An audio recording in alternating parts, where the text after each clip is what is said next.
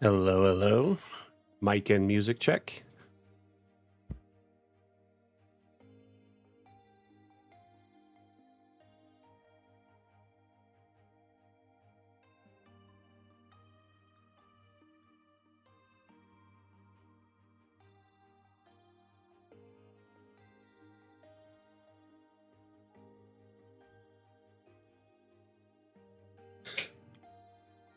Glad everything's working so far because I have been having a morning. My internet wasn't working earlier at all. And I had to reset my modem at the source, did nothing. I had to reset it through their like remote tool, through my phone, through my like web browser on my data plan. It was, ugh. Anyway, it was no fun. Anyway, so got that working. And then my computer was giving me guff. So I had to restart it like 2-3 times. Then I noticed I had a series of updates in different apps, so I just ran all those and it seemed to fix everything. So yeah, I should probably start doing that Friday night, huh? Anyway, how was everyone's week and how's everyone's weekend going so far?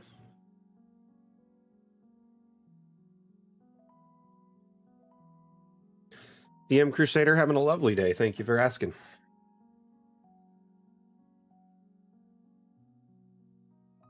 Having a lovely weekend, I should say, in response. Celebrated my birthday. And, you know, I'm now much older than I ever thought I'd be.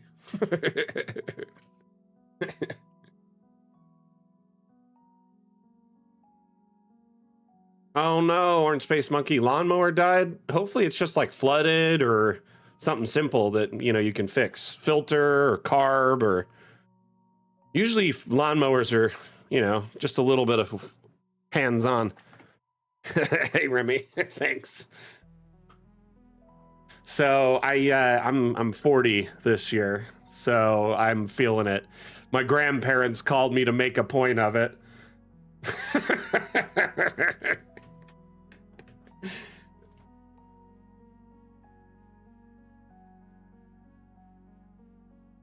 But Mrs. Mac made sure, and my son, Mini Mac, made sure I had an awesome day. Just relaxed, chill, hung out, vibed. Watched a Dragon Ball Z movie with my kid, or Dragon Ball Super, I should say, movie.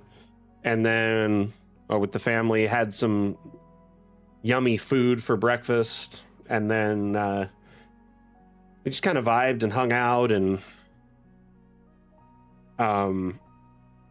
you know, relaxed. I watched some Stargate yesterday and just didn't really do much of anything other than talk to family and, you know, chill. I did a little bit of light day drinking as it was, you know, my birthday. So it was fun to just relax a little bit and unwind. Let's see. Mrs. Mac and my son made me a brilliant dinner. We had some amazing organic steaks and some mashed potatoes and some fondue with like veggies and fruit and some Brazilian cheese balls. Wasn't too late. It was just yesterday, so don't worry about it, Anani. But welcome one and all. I hope you are having an amazing week and an even more amazing weekend. Appreciate you all dropping by today. We're going to get into the stream here, but before we do, let's go over our itinerary for the day. Right? Oh, I always make sure she's heckin' spoiled on her birthday. And Mother's Day, and just pretty much any day generally. Trust me.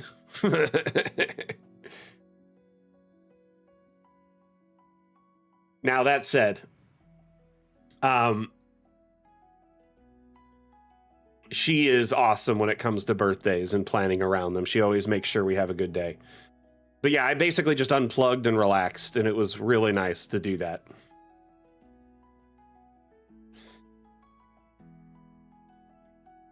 Hey, Carpenter, thank you, thank you. You know what? Let me refresh the TikTok feed because I am not getting any chat from them.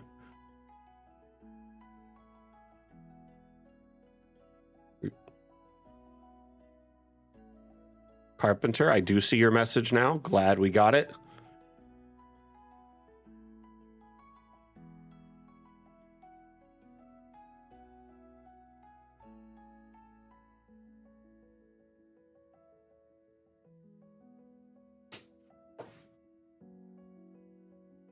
I'm a very like low key kind of person. I prefer very laid back, like don't really like big groups of people and like, you know, surprise parties, having tons of people over. I just like a very chilled, laid back birthday. Spending time with my son, spending time with my wife, maybe napping a little bit, you know, not a whole lot on the agenda. Just relaxing, you know? Really no burden for the day. Yeah, you're not seeing much. No worries. I'm still kind of in chat mode here. We're gonna flip over to the screen here in a moment, but we're gonna open up the itinerary so y'all can take a look at it. Oh no! Ah, one moment. I swear I updated that. Let me just make sure what is going on here.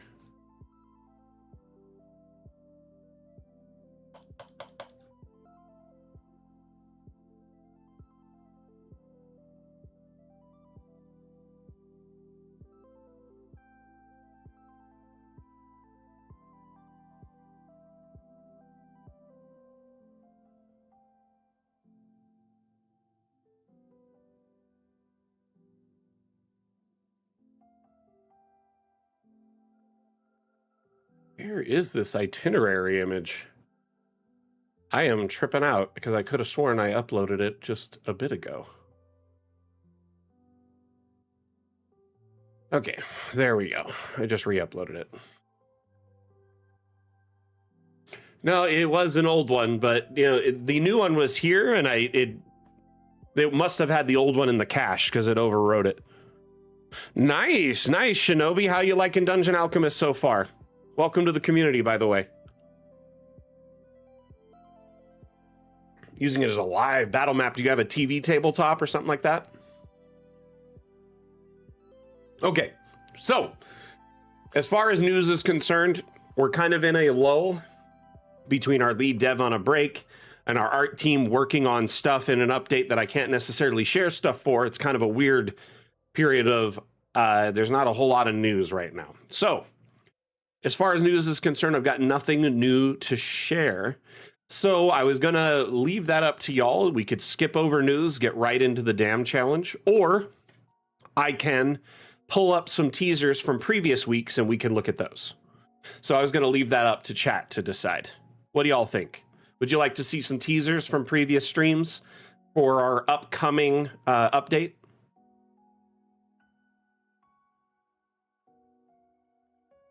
Now, while everyone's discussing this in chat, up after the news segment is our DAM challenge. The DAM challenge is our bi-weekly map making contest. We host it every 2 weeks here on our stream platforms and in tandem in our Discord server. We have a channel in our Discord server labeled DAM Challenge. And in that server, there's a series of entries over the last 4 or 5 years of people sharing their maps from this challenge, this ongoing challenge, where we as a community pick a theme, and then you're given roughly 2 weeks to build a map out using that theme as inspiration. You submit that map to the DAM Challenge channel, following the rules pinned at the top of the channel. As long as you submit your entry before the deadline, your map can be featured in our DAM challenge on the stream, which should be forthcoming here in a few minutes. So we're going to have 5 entries to showcase from the Brew DAM challenge. Immediately after that, we will be doing Q&A. So if any of you have questions, support inquiries, need guidance with your map making, exports, maybe you're new to our community or you're looking to buy Dungeon Alchemist and you just have questions, I asked that you tried to save them for that segment, But if you're in a hurry and you got questions right now, just drop them in chat and I'll do my best to address them. That said, if you can wait till the Q&A segment, it's always better because I can give you a lot more hands-on guidance, showing you things in real time. Immediately after that, we'll do an asset showcase. We will look at assets within Dungeon Alchemist and the Steam Workshop. And finally, if there is time, we will do a feature showcase where I will show you our autosave feature and how to properly configure it.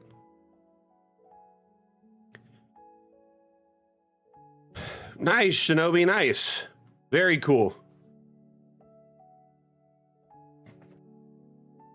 Okay, we'll go to teasers then. Give me one moment to pull a couple up. I'm just going to leave my Mapmaker Monday map up. Yeah, if you have any questions for our Q&A segment, let us know in whatever chat platform you're on, and our moderator will collect them and put them into a list for me so we can address them in the Q&A segment later on in the stream. So,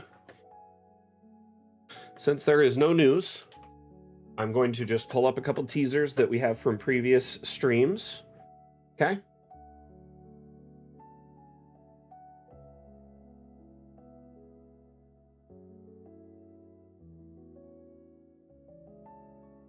So, let's go back a couple of weeks here. And we'll look at some custom rugs. So there is a new feature that allows you to essentially kind of set the shaping of a rug, but also there's a whole bunch of liveries that you can pick between and colors and options for the rug, like tasseled, non-tasseled, etc. In addition to this, you can configure the shape to make like runners, walkways, etc. And I believe you can possibly insert custom images as well.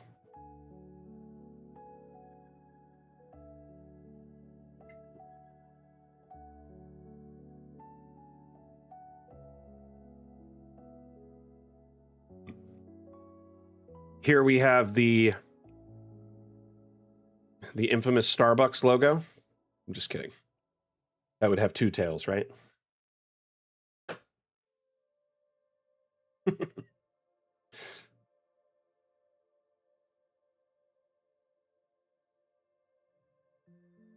As you can see here, there's a large square rug, but then two longer rectangular rugs that are thinner, right? These assets will be available in the Fun with Objects Part 2 update, which should be launching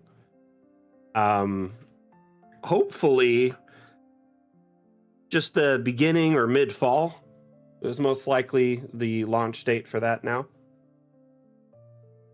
We were hoping for end of summer, but it doesn't look like that's going to happen anymore.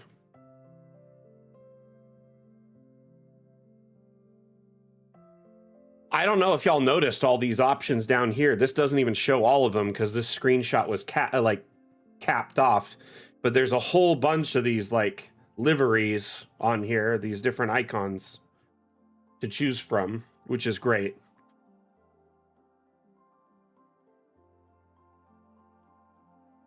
This right here is one thing I'm very excited for, is the custom shaping of the rugs. For years, people have wanted to be able to do like a long rug in like a throne room, right? Or in a big, dining hall or something like that.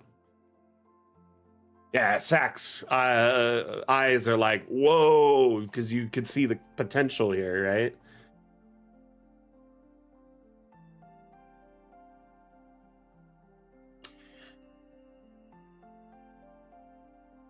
From my understanding is it's really similar to like the room shaping tool. Notice how it fits into the squares, but it's an object, right? So it's like the walls, you know, how they fit to like edges and stuff, but it's for the floor.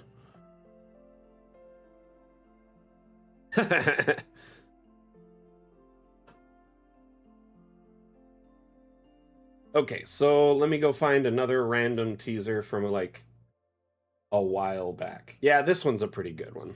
I'll open this one up. This is an upcoming feature in the Fun with Objects Part 2 update.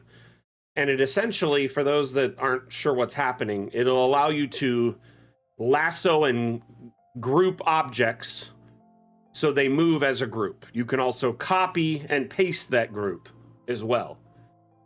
There's been developments into this to also save the grouping, something I've insisted upon. So you can save it and it'll be in your object menu, but also so you can share them on the Steam Workshop. So basically variant creation. You can make and design your own, you know, like a table or a whole room, copy, you know, group all the objects, copy and save them and paste them into other rooms or other maps.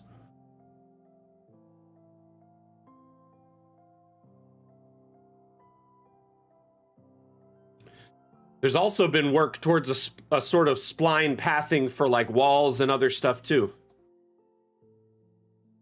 Oh, nice, Random Ladybird. Very cool. Which board games? Let me open up the other video I have of this.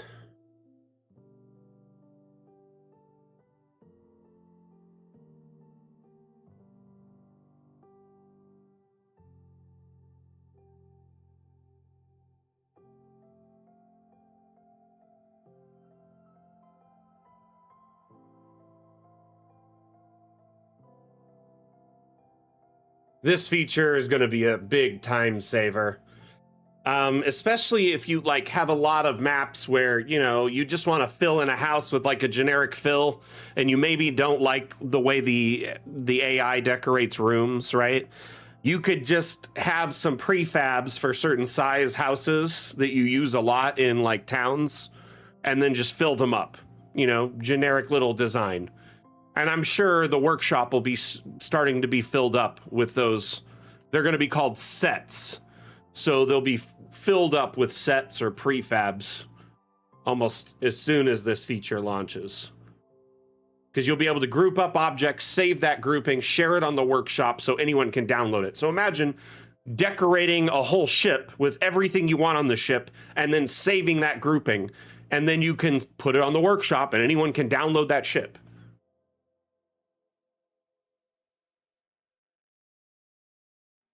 Kariba, Explorers of Navaria, and Kyoto no Niko, Cat Inn of Kyoto. Interesting.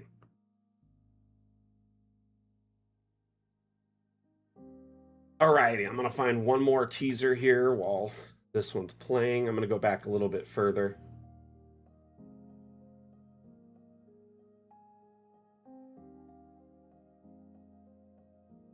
It is going to be very useful. Big time saver. And is more like prefabs end up on the workshop, save you even more time for your maps because someone will probably have made like a really cool decorated table for like, you know, another variant for like a potion table or an alchemist table, or someone made a whole beautiful butcher shop and saved it. So then you could just stamp that butcher shop. They're like, hey, this will fill a butcher shop that's 8 by 10 perfectly. So you just got to make a building and put it inside of it, you know? Good to go. It will be a groundbreaking feature. But an entire self-made ship that's inside of a bottle? How about, you know, I pre-designed encampments, you know, that you can pop in any map. So if your players have like a campsite they set up when they long rest, you can just pop that campsite into any map. Kit bashing is going to go to the extreme, especially when you can rotate objects, merge objects, group objects, copy and paste groupings, save groupings. Dude, you'll be able to upload the failed versions immediately. But you got to understand how much that helped. Those tests, I wish it had come to fruition faster, but those testings revealed how much we needed to make changes for this tool to work properly, right? We needed something much more streamlined and simple for our community. Hey, thank you for the like and the love. The follow. My dream in love. Thank you, much appreciated. Oh, and Kevin over on YouTube, thank you for the sub, much appreciated. Okay, let me pull up another teaser for y'all.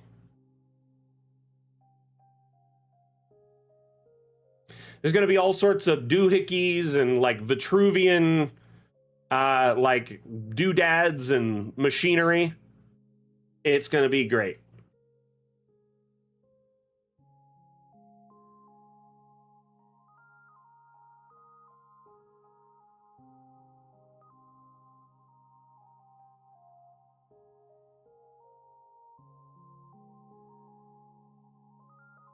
Oh, nice. Who's chatting on Facebook right now? I'm not seeing it.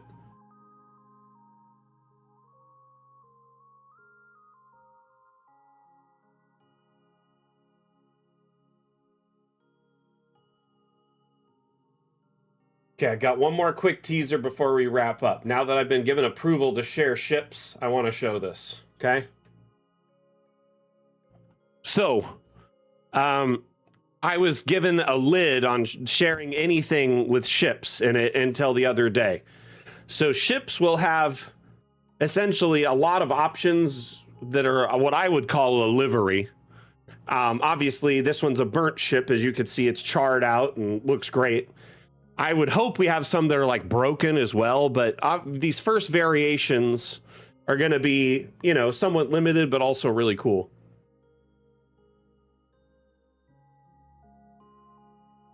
I don't know if this kind of stuff will be available in the first iteration, by the way. So this is more like stuff in the future. I love this color because it's like cashews. It's a cashew boat. Yeah, the SS Pistachio. Yeah, it is the pistachio. No, you're right. Not cashews, pistachio.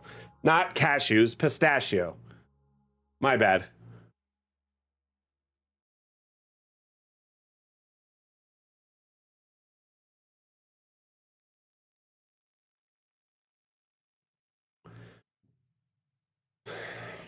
So, I mean, you'll be able to do like at least some Navy liveries, maybe some pirate type style liveries, abandoned ships, stuff like that. It's going to be cool. It's going to be bobbity. I got one more image in here. I'll share in this folder.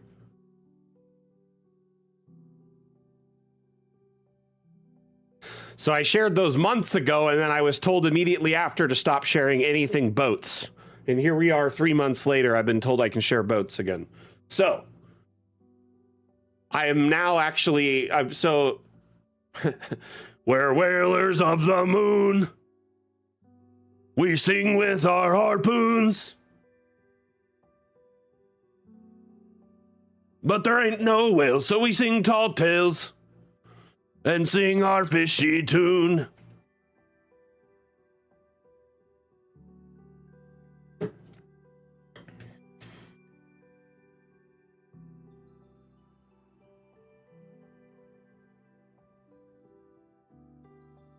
Alrighty.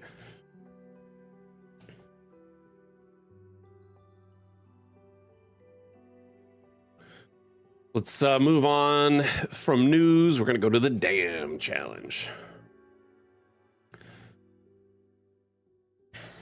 Alrighty. So the DAM challenge, for those that are just tuning in, is our bi-weekly map making contest, where our community is given 2 weeks to make a map using the theme that we decide on during the stream. They make a map, submit it to our DAM challenge channel in our Discord before the deadline. And as long as their map follows all the rules and beats the deadline for entry, they are entered in for a chance to win a $10 Hero Forge gift card and have their map be the first map featured during the DAM challenge stream segment. In addition to that, excuse me, in addition to that, all entries into the DAM challenge are featured during the DAM challenge segment as long as there's time. During the stream today, we will be picking a new theme, which we'll start discussing here shortly.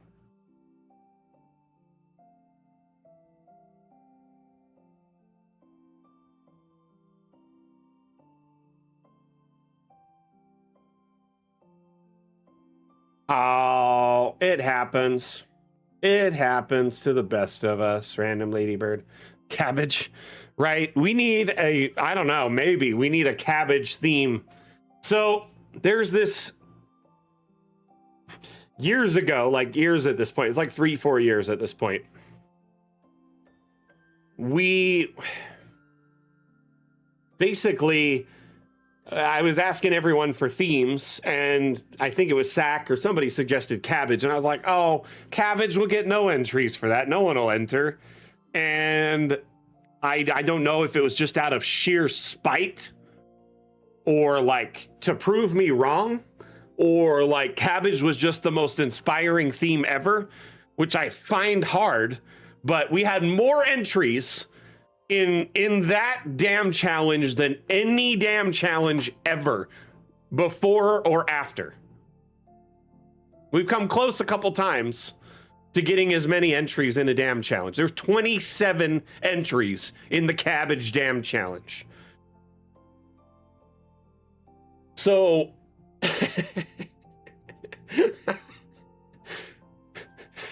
I feel like there is this like community member only chat somewhere where y'all have dark dealings, and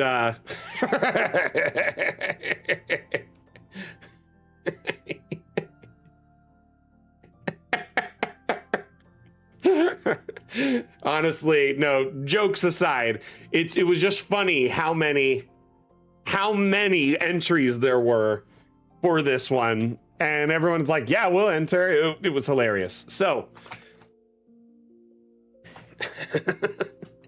hey, Upsy Daisyism, welcome back.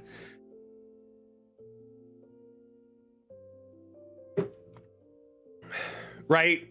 You can tell when I'm swearing when I'm saying damn versus when I'm not, right? Morgana, welcome back. How are you? Hey, my YouTube viewers, I gotta ask, how is the feed coming through today? And I would like to ask that as soon as you hear this message, you respond and say, and let me know.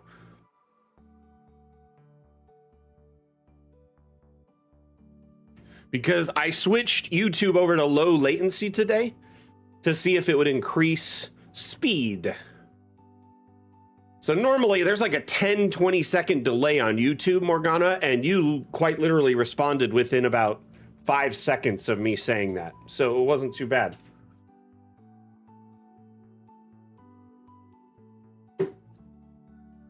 So I gotta say, congratulations to Anani, the winner of the Brew DAM challenge.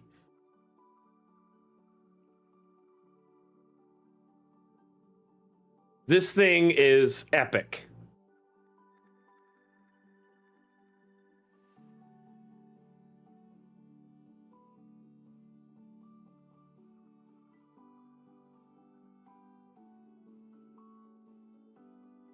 There's quite a bit to explore both inside and out. So we're going to take some time and check it all out. First things first, though.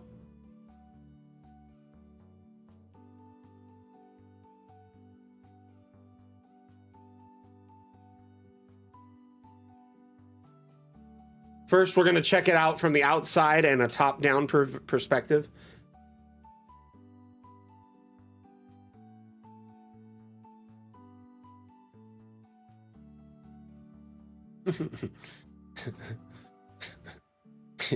If Willy Wonka was a brewer instead. Interesting.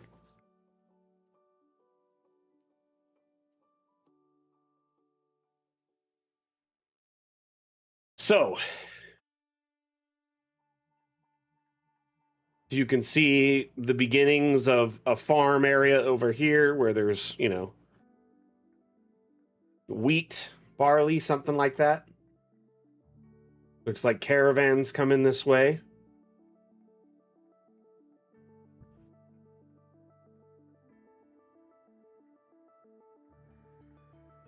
We do have taps.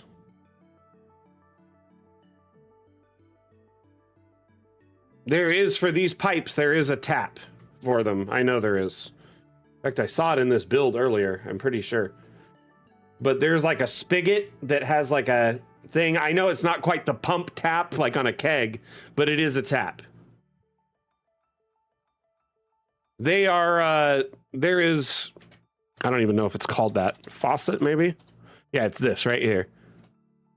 There's several vat with a faucet, two vats with faucets, one that's metal, one that's got a liquid in it, and then a faucet. And these all attach to those different pipe surfaces. Additionally, there is one barrel that has a tap on it as well. Well, there's a few. Hold on. There's one that has a top-down tap. Where is it? This one right here, right, with the pump on it.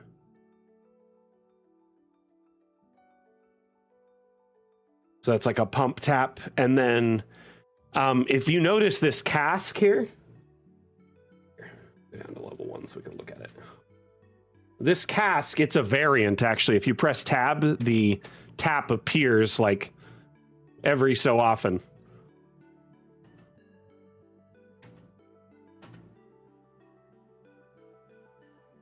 Oh, nice. You've been watching Bell's streams? Nice. Very cool. Oh, you're going to be joining Bell's streams. Nice. That's really cool, Morgana. Yeah, I saw you posted your crafts in the server the other day. Very cool.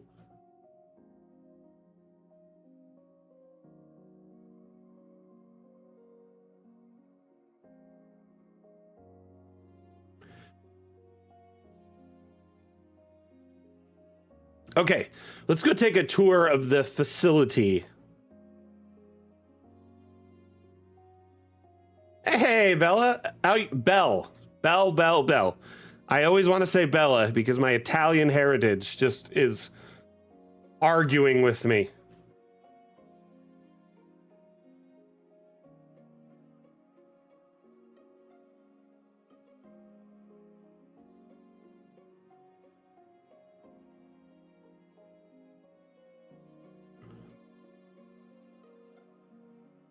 So we've got a big tavern with a stage area.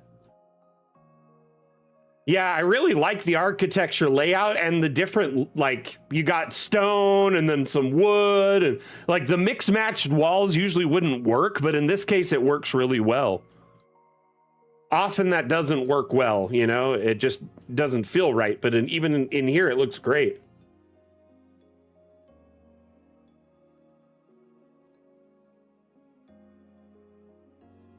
You got a bar here.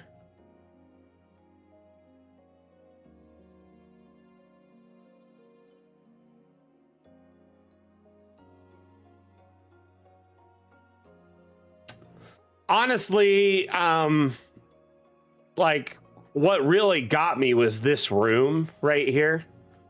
I just thought it looked great. The natural light up at the top was brilliant.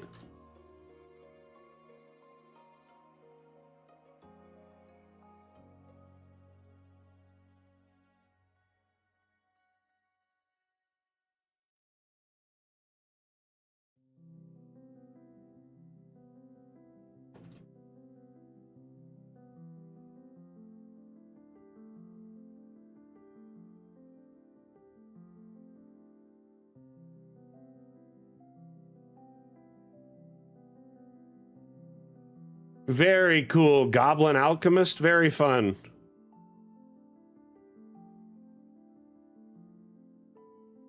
I like this down here. It's very, very fancy.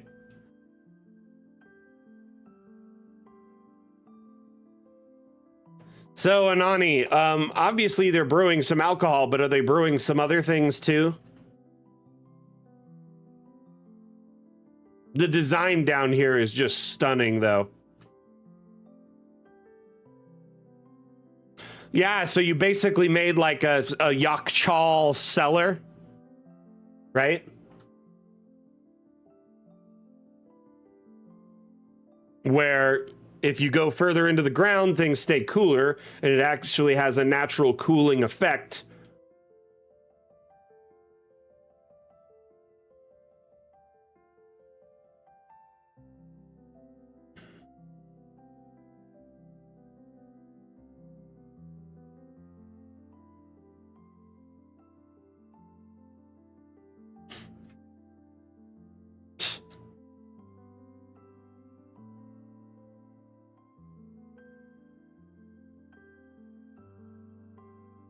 I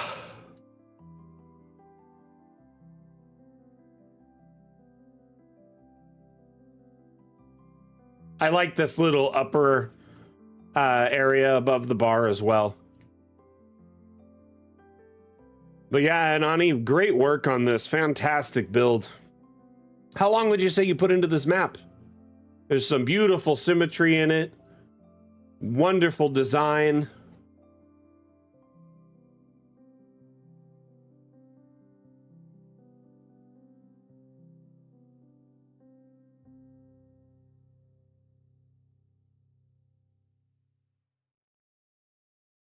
Hey, you want a drink, Mac?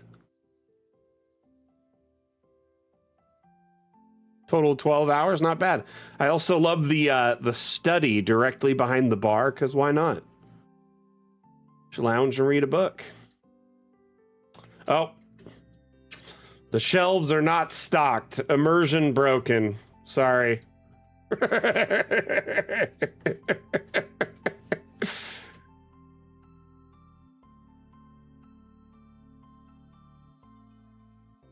I have now something like close to 5,000 hours in Dungeon Alchemist, but it's also my job, so you know.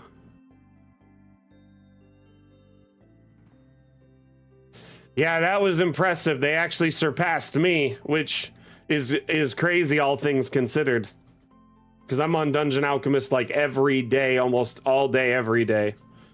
Sometimes I'll accidentally leave it on overnight because I'll like leave it on when I'm looking at maps and step away and forget about it. Me, more often than not, I'm not building a map. I'm looking at community maps, right?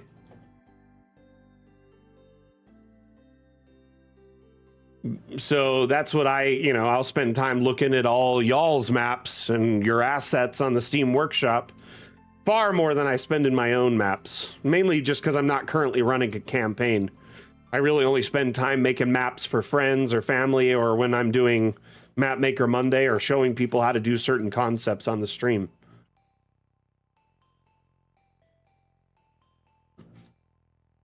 Yeah, that chest looks cool.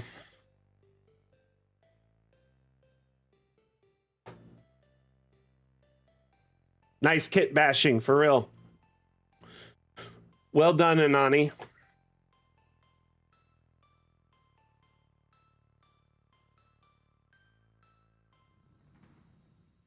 Don't see a lot of this asset much in builds, and you use 2 of them.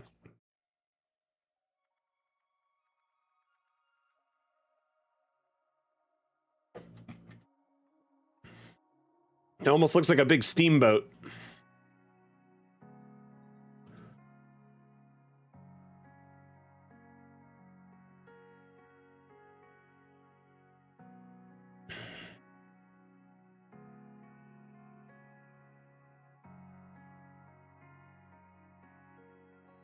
It's a wonderful view, though. Looks great. Just stunning work on this, Anani. I will be reaching out to you before end of day on Monday. Remember, there's a time difference between us, you being in Europe and me being in Pacific time, but I will definitely reach out to you between now and end of day Monday, for me at least, and to send you your prize. Yeah, it kind of looks like it's like a steamship, a steamboat, or an airship. Like it could just take off.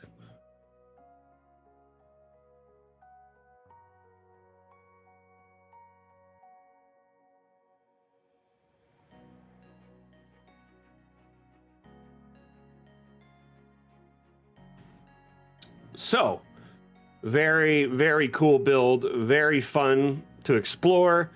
I encourage y'all to download this map and take a look at it. It's on the workshop. It is called the Grand Brewery. And as we showed you, there is some underground area, which is all of this cellar underground for all the wine and alcohol. Very, very cool.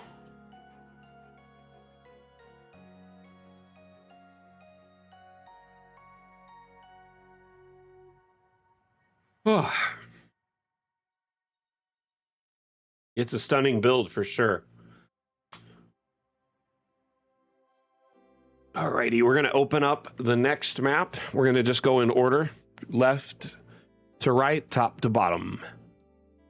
So this next one is from Lord Rev, the Two Brews Tavern.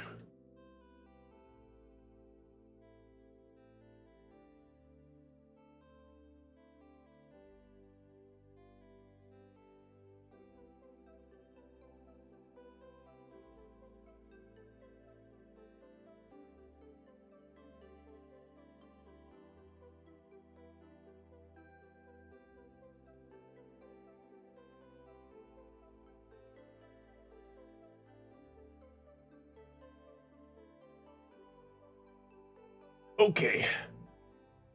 Oh. You know this tavern.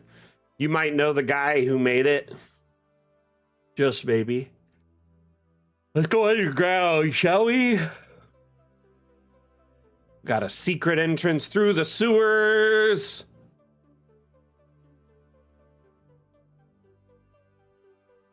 Yeah, he's all right. He seems like a nice guy.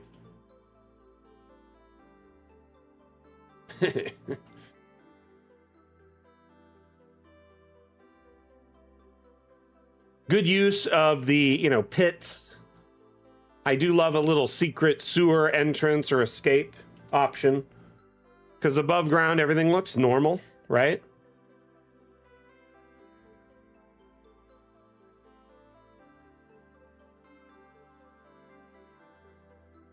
But you've got this secret tunnel. Secret tunnel.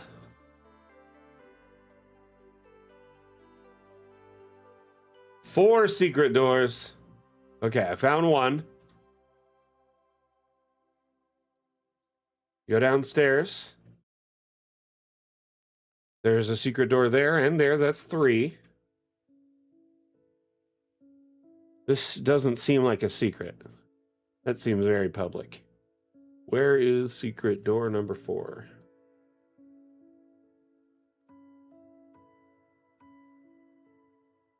Let's go upstairs. Nope, nothing there. Where is it?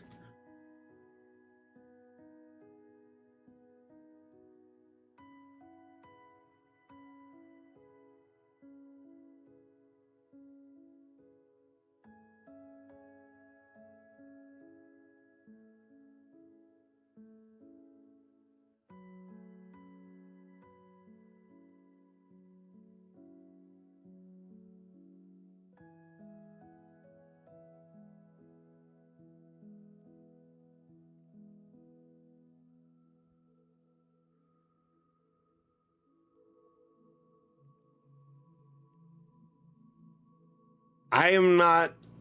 Okay. Main floor storeroom next to cask. So here. I saw this one. Where is the other one? You say there's another... Oh, there it is. It's an exit. Yep, you got me. You really got me. Yep, there it is. Secret escape hatch.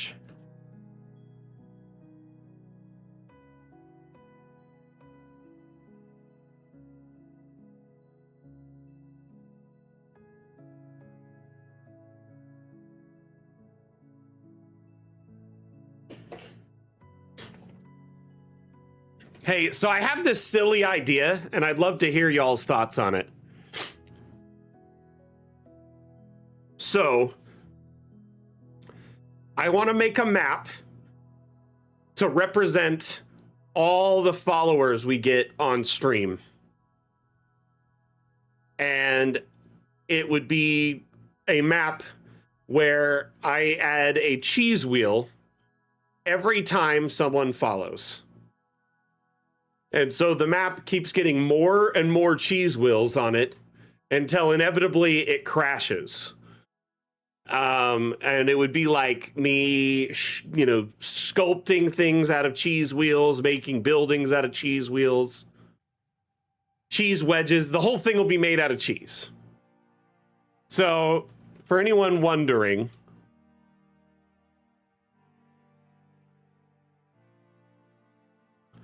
it would be, you know, a little something like this.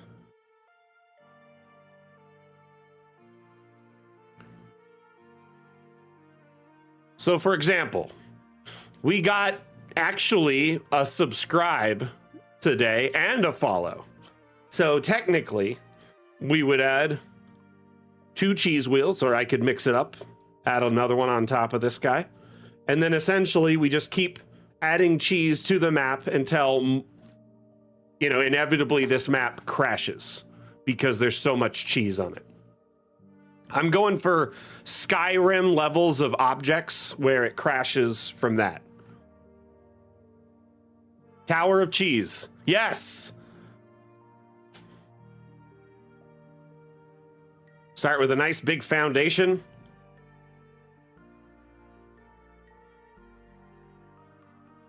What do y'all think? Or is this object not silly enough?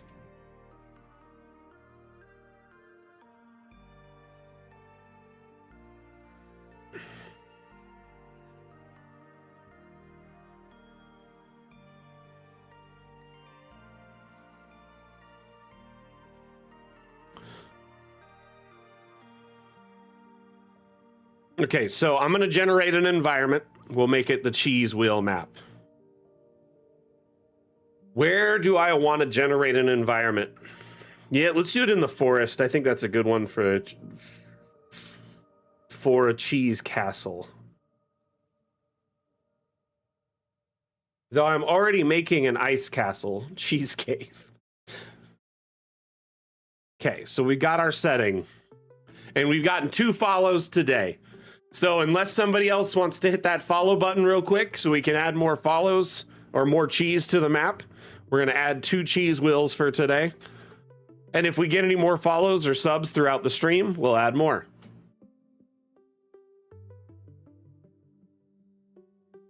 So there is the first follow. There's a second.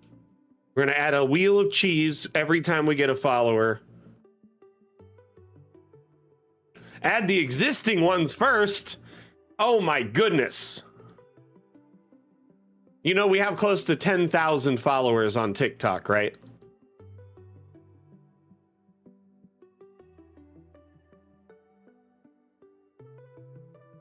We'll start with 2 wheels of cheese. Get clicking. This guy. It's 2 wheels of cheese.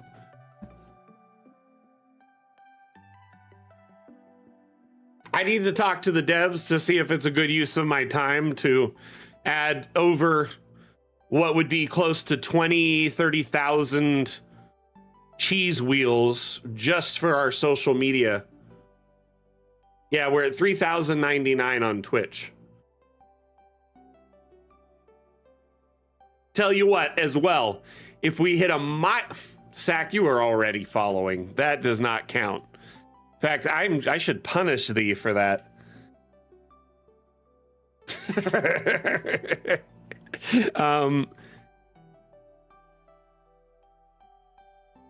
Freaking heck.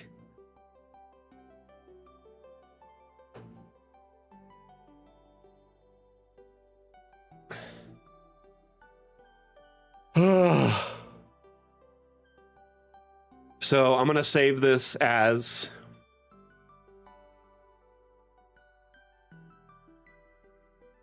cheese per follow.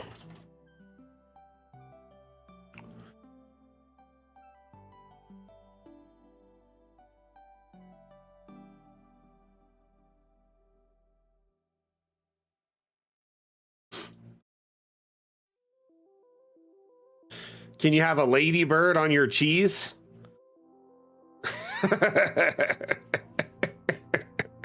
I don't know. So here's the thing. I'm going to talk to the devs. If they're cool with me starting with a base amount of cheese, i.e. as many followers as we have on social media, I'll do that. But yeah, see, I don't think I'm going to take personal requests because it'll get out of hand quick. It's just going to be cheese. Because it's an outlandish object.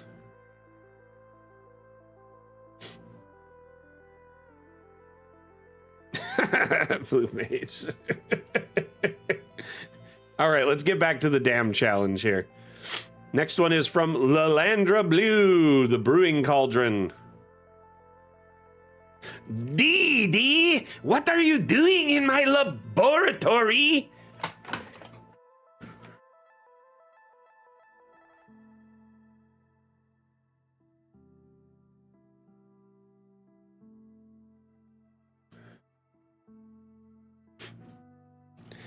Ah ha ha ha ha ha ha ha ha! I have bested you. What is his name? Mandark? I have bested you, Dexter. Yes. I think it's funny how Mandark's like would definitely his lab, all his experiments were better than Dexter's by far, right? But and it seemed like he had way more resources too. But his weakness being that he was obsessed with Dee Dee while Dexter would do everything to get Dee Dee out of his laboratory. Once in a while, Dee Dee would end up in Mandark's lab and would just destroy it. Absolute mayhem.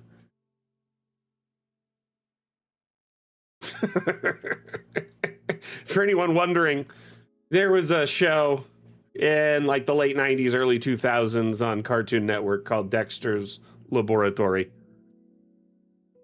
In Dexter's Laboratory.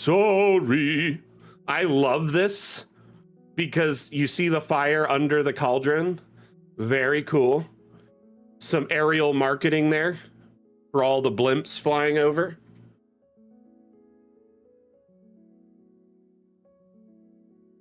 Very, very cool. Need a potion? Then come inside. Brewing cauldron. Don't have it? We can make it.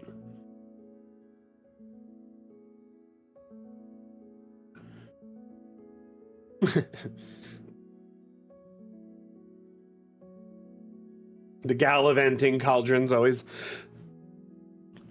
a fun pick. And I like how you have this, his eyes here.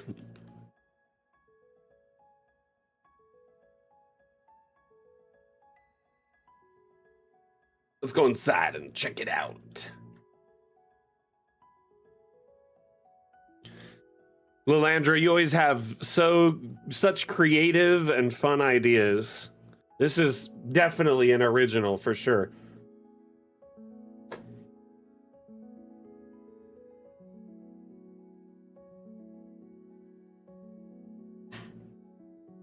Yes, hello. I would like every of the potions, please.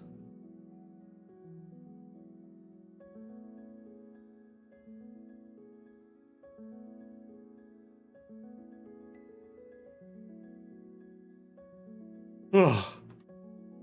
Ah. Whoa. This is where the operation is.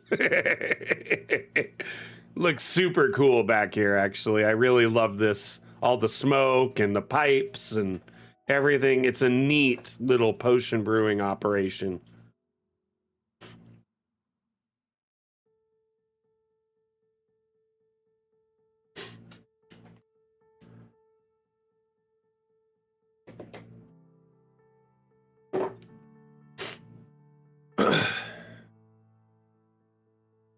Look at this view. Isn't it lovely?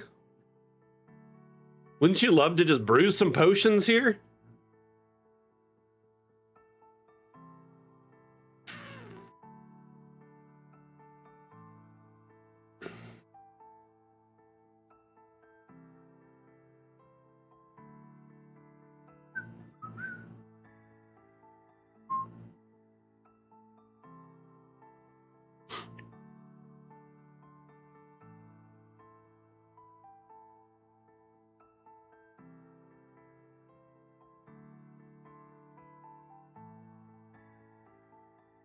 There's just always something going on.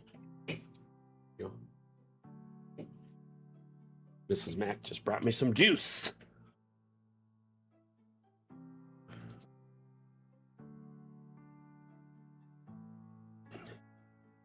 Hey, so who was here Monday when I did a recap of our second session for July?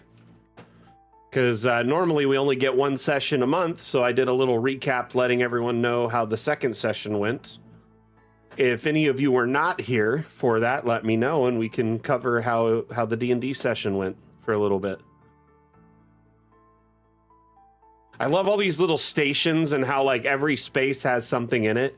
Hey, there's a tap right there. Perfect use of the tap. Tap. This looks really beautiful in here, Lalandra. Top-notch work, seriously.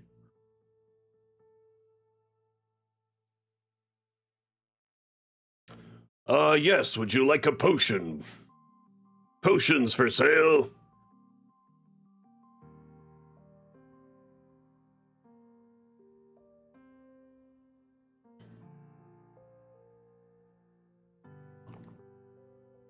This one was really well done for sure.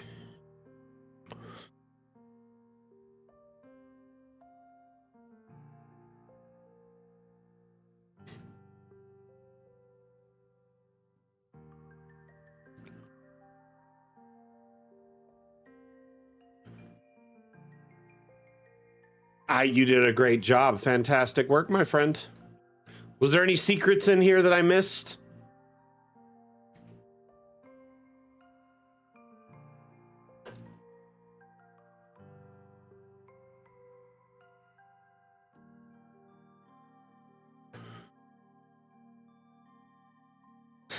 When I first opened your map earlier for judging it, I was like, wait, I recognize this. She did the same entry twice. Bold. Okay. You know, people have done that before. And so I was like, okay, cool. No biggie. But then I realized it was not, because it had like all a different description and information from your entry. So glad I said something. And thank you for updating that link. And also because you had already published it to the workshop, I was able to find it. So it worked out regardless. I really like the signs, by the way. Did you know you can shrink the magic lanterns pretty small down to like almost nothing, like a fly size, and they'll still kind of broadcast roughly the same size image?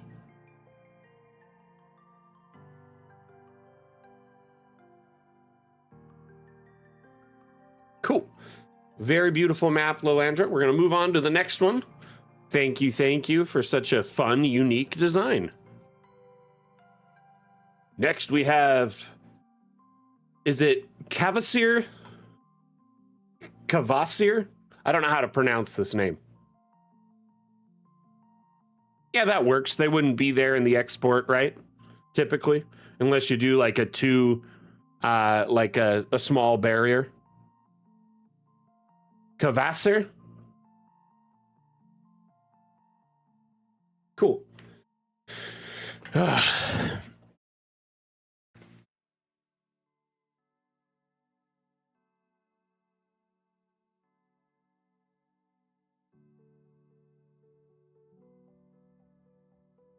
So, let's start outside and check out the exterior.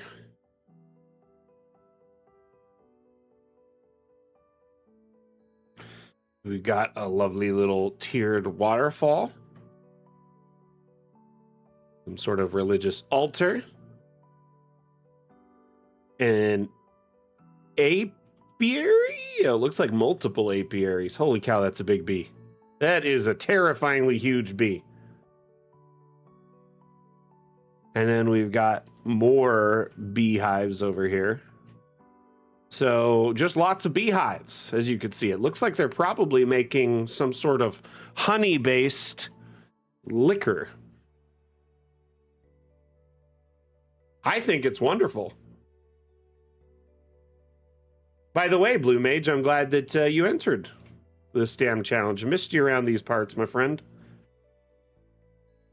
Got a little entry point there into a cellar. You know what? Let's go check out the building first, and then we'll come back to that.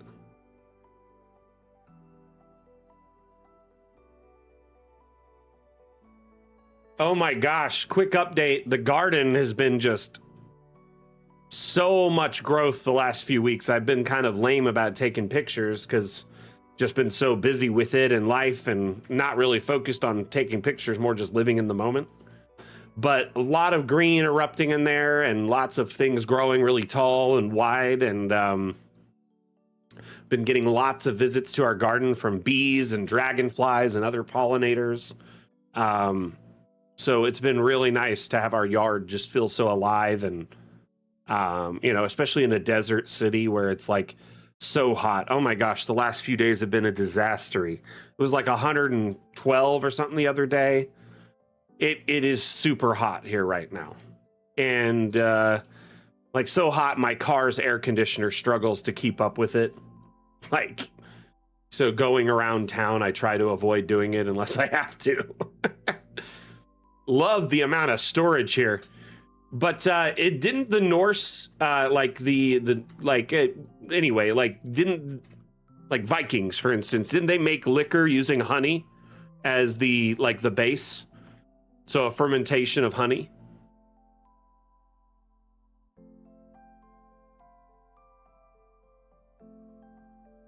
Mead? Is that just what it is? Mead? Gotcha.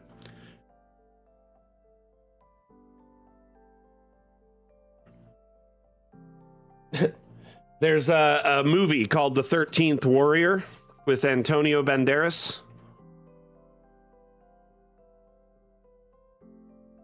And it's called The 13th Warrior.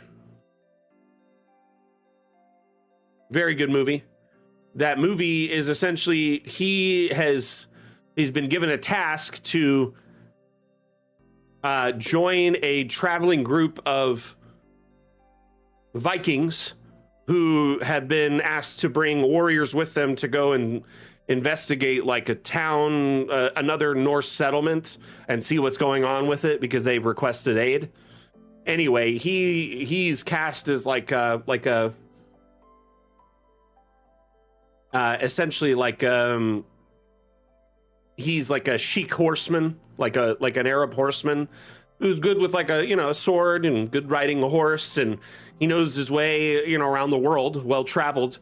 But like going to Northern Europe with a bunch of Norsemen is something he's never experienced before, and they're all like got a foot and a half on him. Their horses just tower over him, like over his horse, which arguably you have like two very, very exceptional breeds of horses there, right?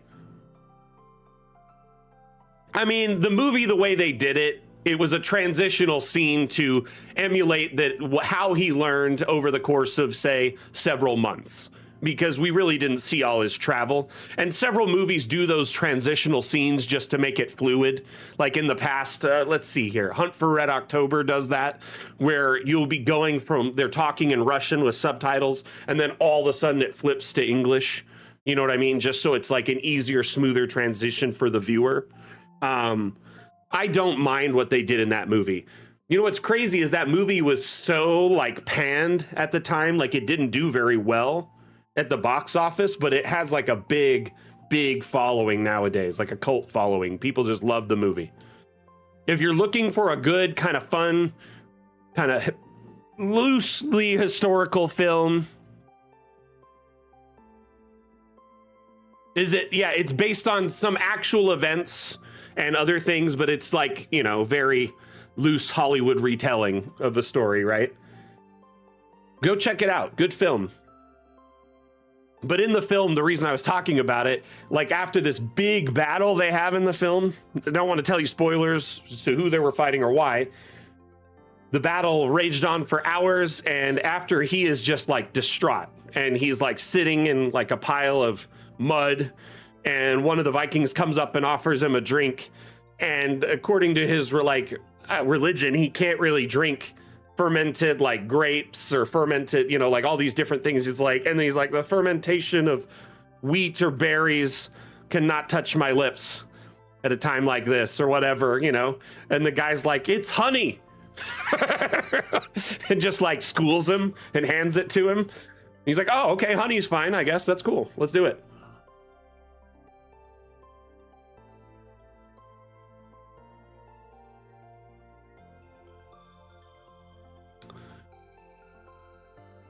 But one of my roommates was obsessed with that movie. So this map has more than meets the eye, and I'm gonna show you in a minute. We obviously have this cellar, right?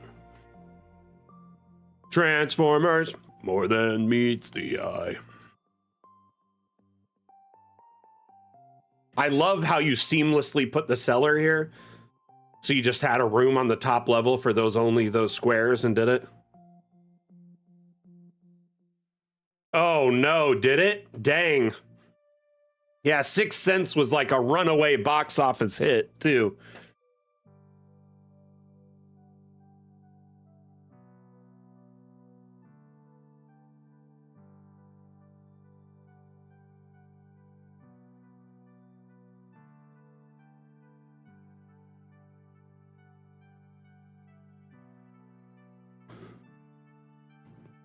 Love the rune.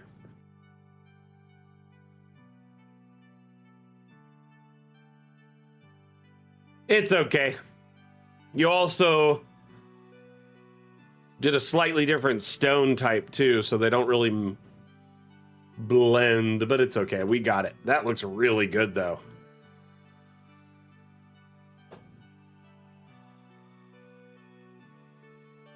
I think this part of the map is like one of the cooler parts. Like this secret little area underneath. Yeah, we do. We need better and more secret door options, for sure. What we do need is a secret wall that matches every wall we have. So you could put a secret in any wall, right? But then we also need more secret doors, not just one bookshelf. How about several of them? How about bookshelves that match our existing bookshelves? So you could put it in next to it and you can't tell it's a door. How about, you know, other secret access things like a hatch behind a fireplace that is a door that spins around? Or, you know, how about just a spinning doorway that is a bookshelf that spins in a circle? So it's like a circle thing on the ground and it completely spins around. I'm thinking like Indiana Jones. I'm thinking, you know, all those different things where secret doors are more like extravagant. But yeah, we definitely need more options. Even if we had more wall options that just blended better, yes, it would be great.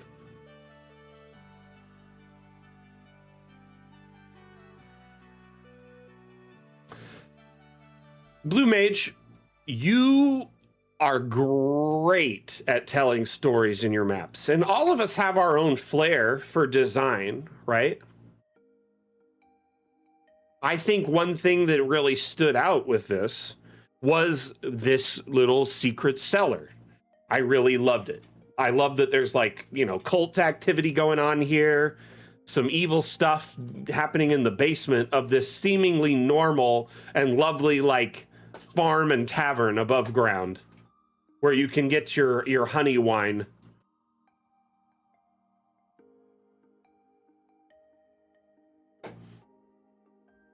But I really wouldn't like be comparing your work to anyone else's, y'all. Comparison is like the biggest thief of joy, especially when it comes to our community.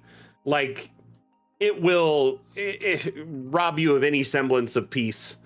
Like honestly, you have such a beautiful map. There's no reason to compare your work to other people or like what they're doing or where they're at in their map making journey. Remember, the damn challenge at the end of the day is to challenge yourself, right? To push yourself to new levels. Try something new. You know, get out of your comfort zone a little bit.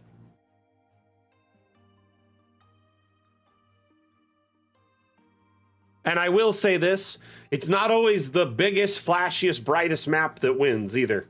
I really like how you smooth this out up against the building here. Like you raised it up and then smoothed it out. It's like an interesting design choice, by the way.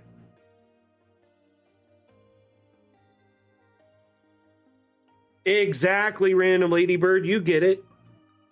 I think the big thing is we have so many diverse creators and storytellers. Each of you have your own settings and worlds and campaigns where you're making maps. So your settings are different, right? Not every theme is going to ring out to every creator and map and DM in our community either, right? At the end of the day, I'm just eternally grateful to all the creators who enter the DAM challenge, whether it's your first entry or you're a repeat entrant, you know? I am also thankful to people entering because you're helping our community in multiple ways, inspiring them to make maps like these, to put themselves out there and try new things. You're sharing your maps on the Steam Workshop so others can benefit from them. The more the Steam Workshop gets filled up, it only benefits our community as a whole, right?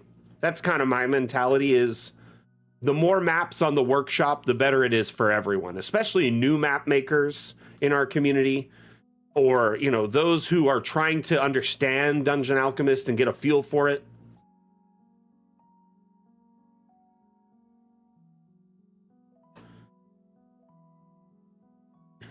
Honestly, dude, when I'm trying to do a porch, I'll just do a room outside that has no walls with like a wooden or a stone floor, usually. But yeah, if you want to raise porch like this, there's like the stonework or the woodwork and then raise the building up. That is a great way to do it. Like you found a really simple way around it, like this.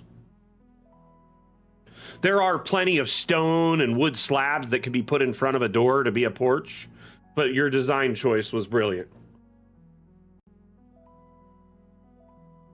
Alrighty, we're gonna move on to the next map. Let's start thinking about themes, everyone. So what I would like is everyone here is allowed to suggest a single theme for our next DAM challenge. So think of what you want our next DAM challenge to be.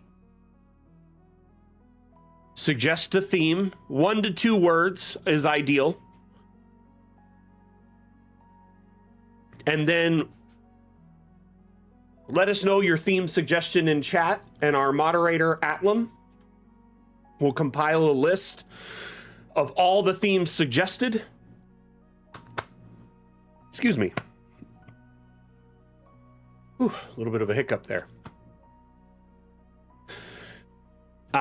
I'll take and I'll pick a theme from that list for our next challenge. So everyone is allowed to suggest a single theme.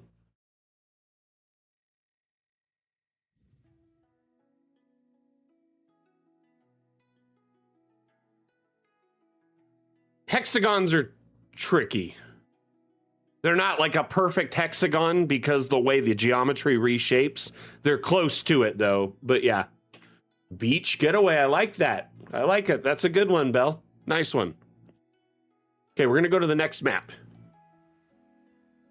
This one is from Chim-Chimmery, Chim-Chim-Taru.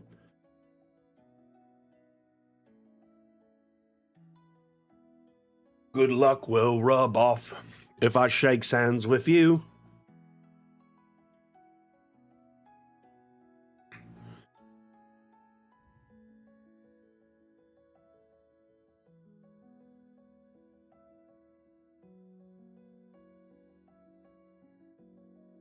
First things first, look underground to make sure you didn't miss anything. Got a little cellar down there, so we'll get down to it. Go up, because this map has a lot of verticality to it.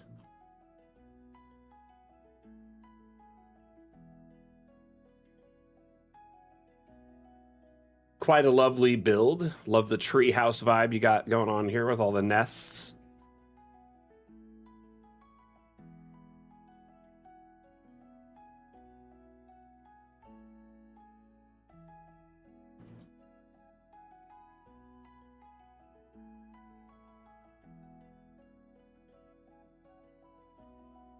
Dang, I thought that was a token I could click on. Wishful thinking.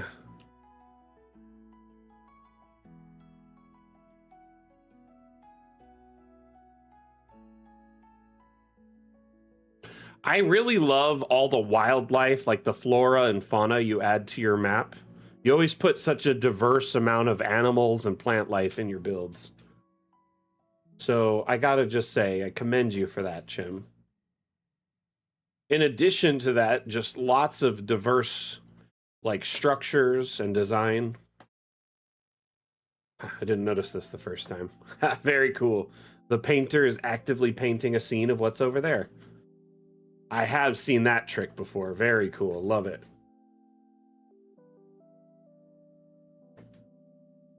Splinter. Bro! Where's the turtles at?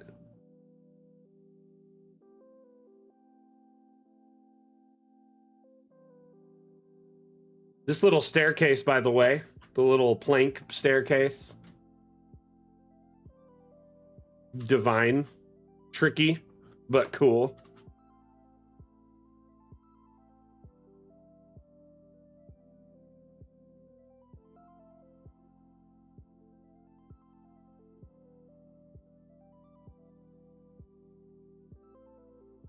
Look at all these birds you got to look for. There's a checklist. There's an I Spy checklist for this map, y'all.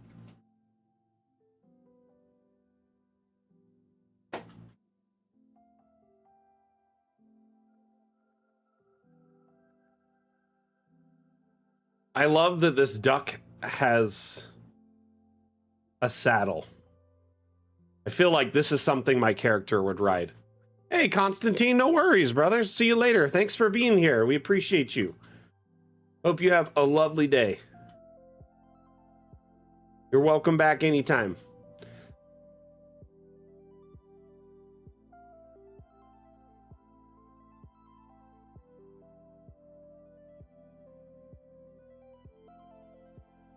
What a lovely entry view. Isn't that just stunning? This is breathtaking.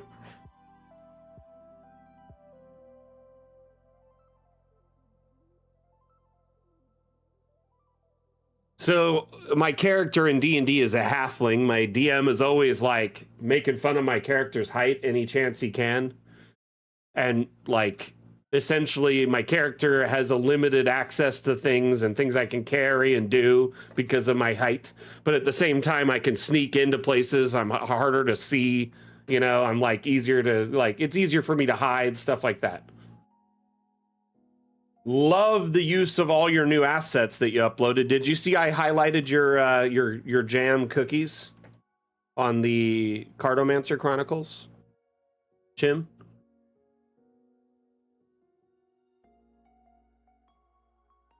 Doesn't it look lovely in here, though?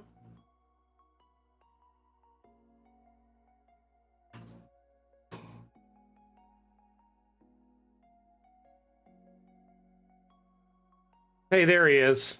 There's my Teenage Mutant Ninja Turtle brother. Teenage Mutant Ninja Turtle.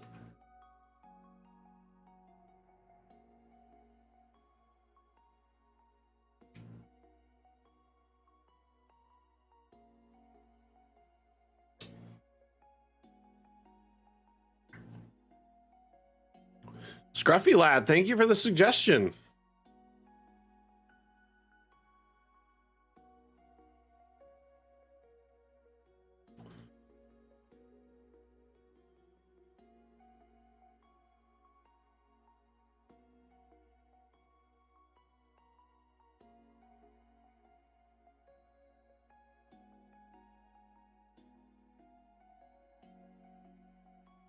Burb.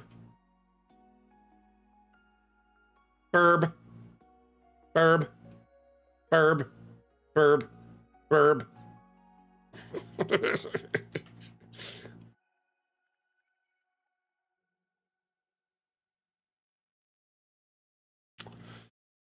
Hey, Aaron, thank you for the follow. Much appreciated. Much appreciated. Hold up.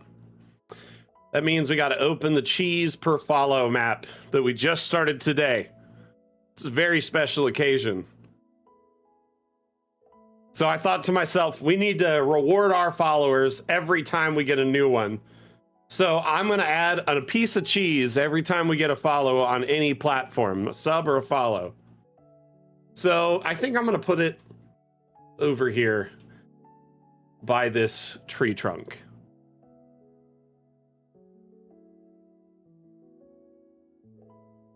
So that's your cheese, Aaron's.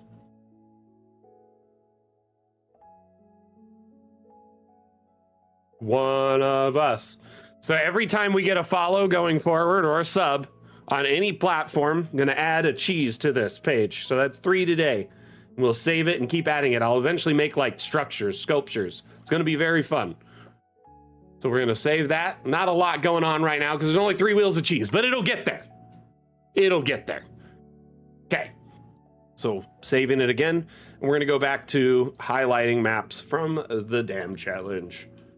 Let's get back into Chim's map because we had a couple floors left to explore, and then we're going to wrap up the Dam Challenge and move on to Q&A.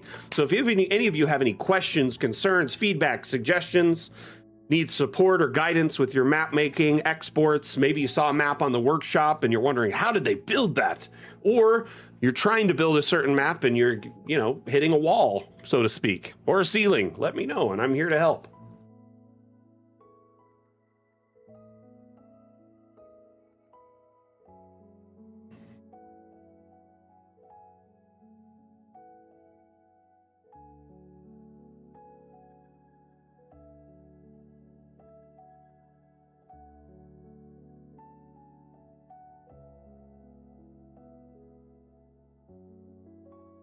There's someone who's watching us on, oh, they already left. Their name was Little Dam. And I was like, oh, that's hilarious. Because we say damn in chat all the time, right? Hey, I like this cat pillow. Like a quilt meets pillow.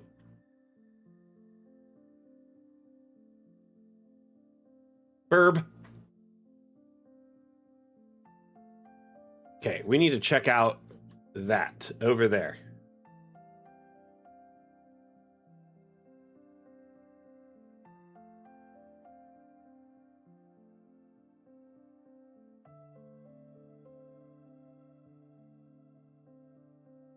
It is. It's quite an adorable little design. I like these little rocks that are like, this looks like the path in Lord of the Rings when they're like trying to go around Cirith Ungol. It's like a tiny little rock path. You made it fit. That works. It's good.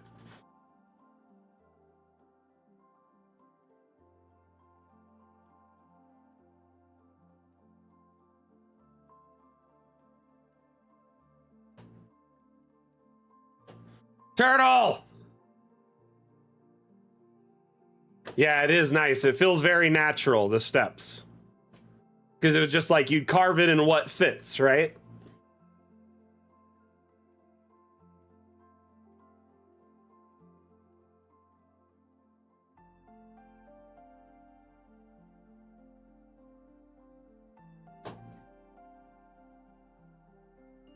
Actually.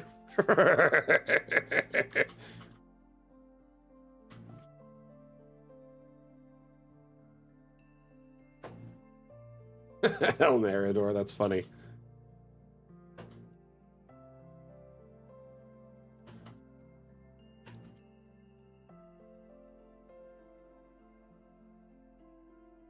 I've never heard it pronounced the other way, the way you're offering right now, but I'd be down to believe it. I know lots of Lord of the Rings lore, like, because I've been reading the books since I was like 7. But I am also willing to admit when I don't know something, because there's so much lore that it's hard to know it all. But the fact of the matter is, you knew what I was talking about, and my joke landed. So, winning. I love these little private areas. Moonshine Mahone.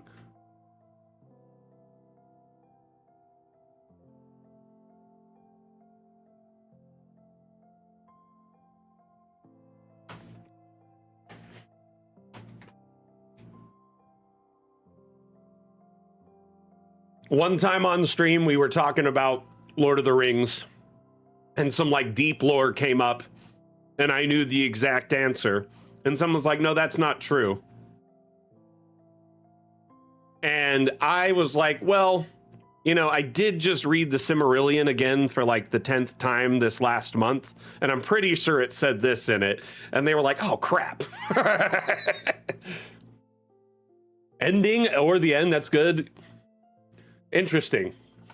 See, I've heard it pronounced Celeborn more times than I've ever heard it pronounced Celeborn. But if I recall, we were talking about the Balrog, right? And how many of them would be in existence at the point of Lord of the Rings. And I think we came to the conclusion that obviously the one in Mordor was like kind of an extreme case, but there could easily be one other Balrog out there because not all of them are tracked down. Like there's good records on most of them, but there's a handful that have like escaped time and record, so to speak. Meaning, you know.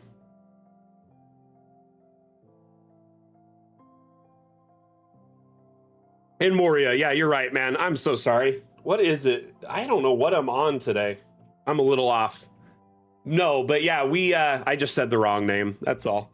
But honestly, we talk about that stuff on stream all the time. Lord of the Rings is something I grew up reading a lot. Hobbit was probably one of the first like chapter books I ever read as a kid. And then throughout most of my youth, and no, I know you're messing with me. I've absorbed a lot of that media between the movies, Lord of the Rings online. Dragons? Smaug the Last. Let's think about this. Honestly, if anything, most likely. I honestly would doubt there would be any more. Smaug was considered the last when he was around by a long shot. I'm trying to remember if there's one mentioned. My son and I, we had a conversation about Ungoliant the other day about like how like there's a chance because there's really no like canon for what happened to Ungoliant. Totally not a dragon, by the way. But I honestly, if we're talking about essentially, you know, those types of creatures, by the time we're getting into The Hobbit and Lord of the Rings, a lot of those massive world-ending, you know, calamity type creatures had either died, disappeared, moved on to other realms, or were in like slumber or hiding, right?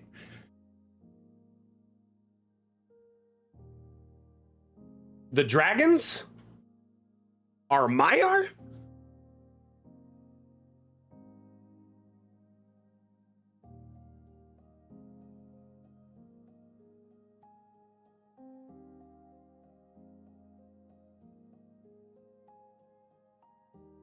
I mean, for all intents and purposes, all the like calamity type things, a lot of them were either Maiar or Maiar creations or related to Maiar, right? The Maiar got into a whole bunch of troubles. Like, I mean, and Morgoth was a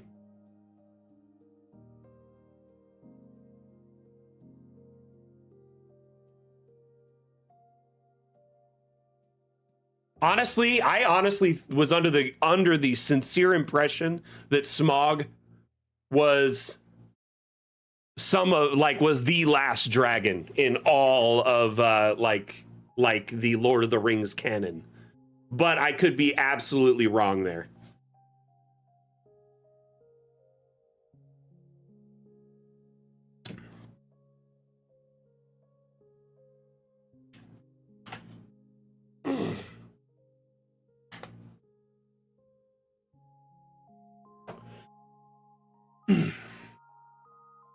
So, Chim, how long did you put into this map? Like, what would you say was the amount of time you put into it if you had to put like an hour figure on it? Just shifting gears really quickly because I want to talk about this and the themes we picked before we move on.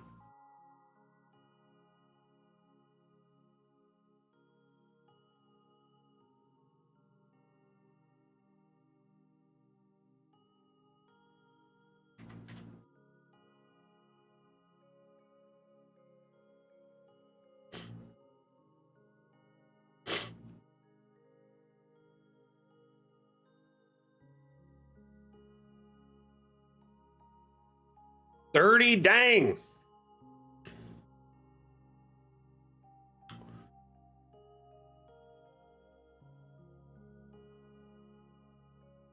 But Valar and Maiar are essentially the same, right? Valar is just the higher caste. So your Maiar are like all of their servants, but essentially all the same entities. And when you think about that, like they're all essentially the same creatures.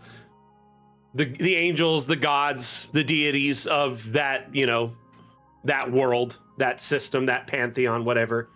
And yeah, they all kind of just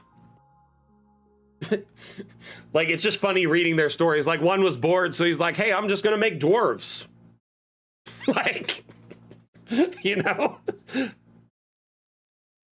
for the most part, a lot of the creatures that exist in Middle Earth were just because like the Valar and the Maiar were like bored or experimenting.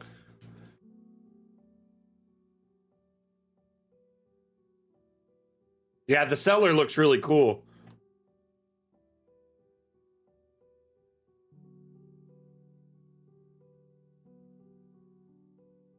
Oh man, why am I getting such bad lag right now? Let me restart DA.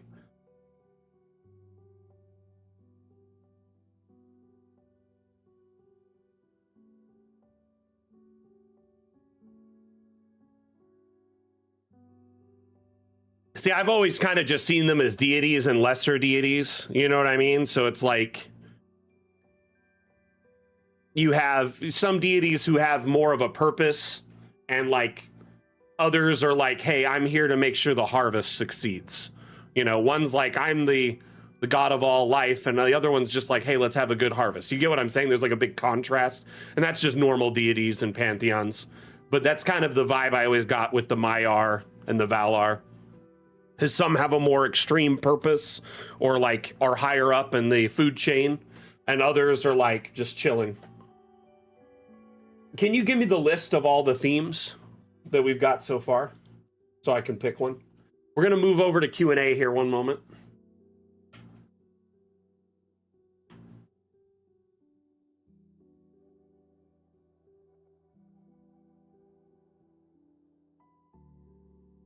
I mean, you know, better than doom scrolling or playing, you know, like pay to win mobile games by a long shot. Undead Party, interesting. Okay, like it.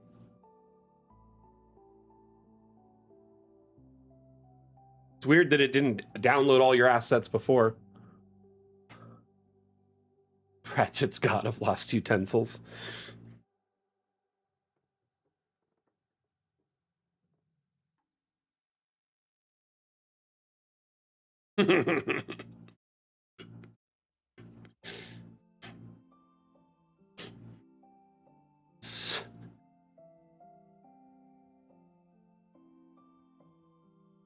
So I've been kind of obsessed with Dungeon Crawler Carl as of late.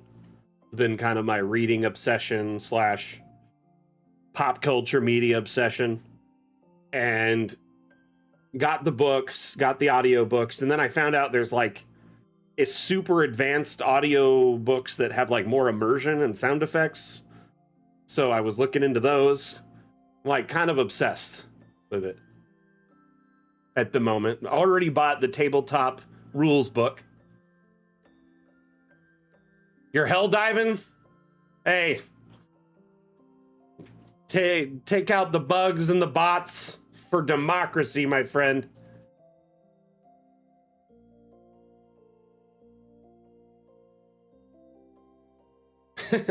Helldivers. Man, I haven't played Helldivers in a while, but that stuff's hilarious.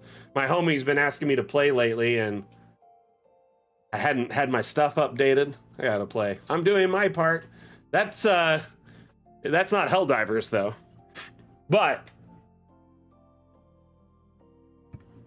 it is, you know, obviously the media that Helldivers is loosely based off of. So, of course. Starship Troopers is interesting satire sci-fi for sure. Oh, you like him, Morgana? Nice, nice. Yeah, Dungeon Crawler Carl surprised me when I got into, like, I heard about it, and at first I thought it was like a supplement for like a tabletop game, right? I didn't when I first heard about it, and then I realized, oh, it's actually a book. It's a series of books. So it's been around a while, so I was like, fine, I'll give it a chance. I got the first book. Loved it. And I got my wife into it. We started listening to the audiobooks together on Audible. We both loved it. I ended up getting all the audiobooks inside of like 2 months. We listened to all of them.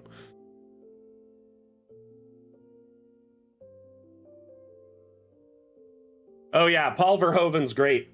And to this day, he constantly says how people like don't understand how Starship Troopers was like straight up like fascist satire, political satire.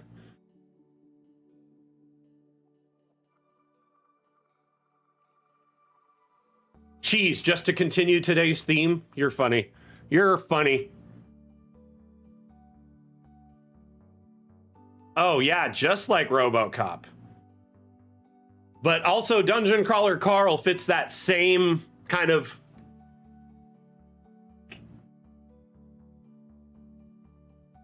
it's got political intrigue and satire. It definitely like shines a lens on like colonialism and like a whole bunch of things. I don't want to dive into the crazy like deep dive and back end of the books that the story dives into. It starts as just like a dungeon crawler.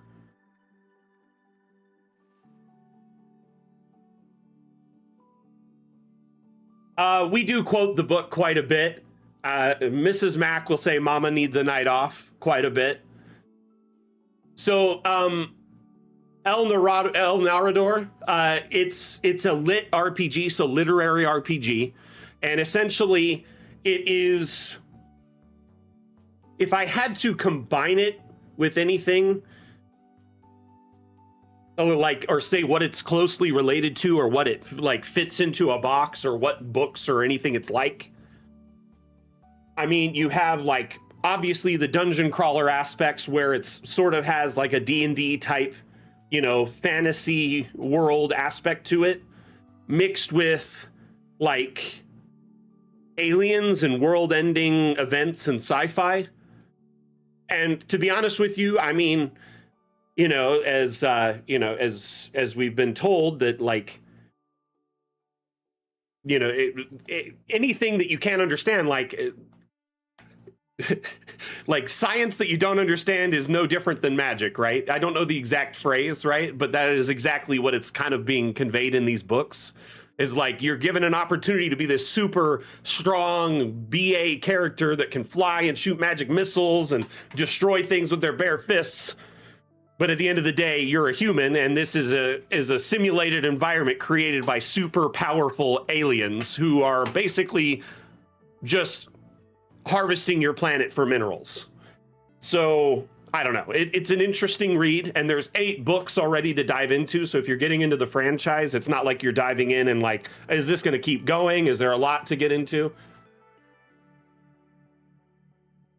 It's good though, but I love reading, and I actually got into the audiobooks because the narration was so good. The narrator, the voice narrator, he does all the audio voices in the book. He's very, very talented voice actor, and he has a certain flair to him. He reminds me of Patrick Warburton when he was younger. And honestly, a lot of his fans felt the same, that he sounds a bit like Patrick Warburton for his main character, Carl. It's a good book. I highly recommend it. If anything, just check out, you know, the first book, or, oh yeah, they did announce a show. So the books have done so well that there's a TV show that's been green-lit. Seth MacFarlane took an interest in the series, and he's working on it right now. And actually, they just announced yesterday that the voice actor, the guy that narrates the audiobooks, is going to be cast as one of the characters in the show. Jeff Hayes is his name. Yep, that's right. Anyway, very interesting bit of like media that's kind of just taken the world by storm right now. I highly recommend you check it out. Those of you that haven't, you know, like the books, there's samples online of the audiobooks and of the regular books. I mean, you can probably get into the first Dungeon Crawler Carl book paperback for probably $5 to $10.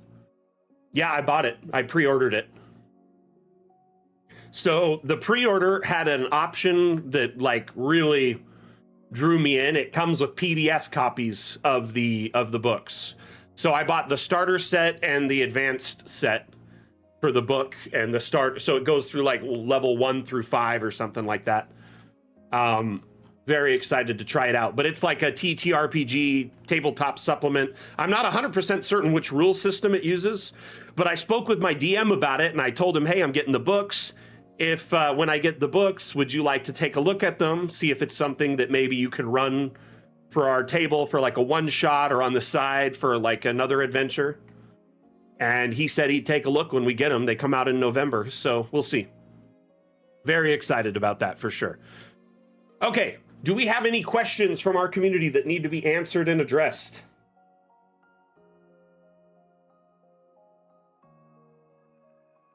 Atlam, your question about variants? Yes. Variants in the new update will have a UI tag similar to the download icon on them. It'll be up in here in this corner if it does have it. There's several new UI improvements, but variants will show that they are variants. So similarly to when you download an item, if it's downloaded, it shows this icon, or if it's favorited, it shows that icon. There'll be one for objects that have multiple states. What that means is, you know, like a table that's pre-decorated. You can often take objects like these before you place them and press tab, and it shifts through a bunch of pre-decorated variants. So this new update will tell you that an object is a variant, so you don't have to just guess or try and figure it out. By the way, you can cycle through variants by pressing tab. But the new update will have an expanded bar here that when you highlight a variant, the bar opens up and it shows you a preview of every variant, so you can just select the one you want. And if you press tab while you're looking at that bar, it shows you which one it's cycling to. It's pretty cool. Quite a few things coming with that. Does anyone have any support questions or inquiries related to Dungeon Alchemist?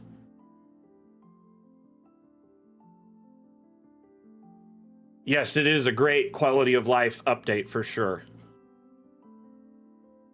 There's a lot of new quality of life improvements around the UI and the menu that are coming into this new update, including the asset picker, or object picker is what I want to call it.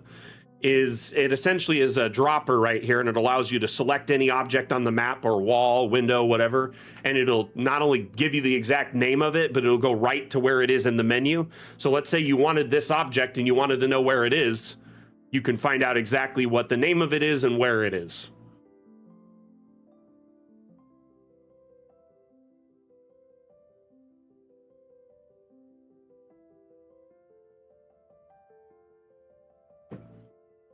Interesting, interesting.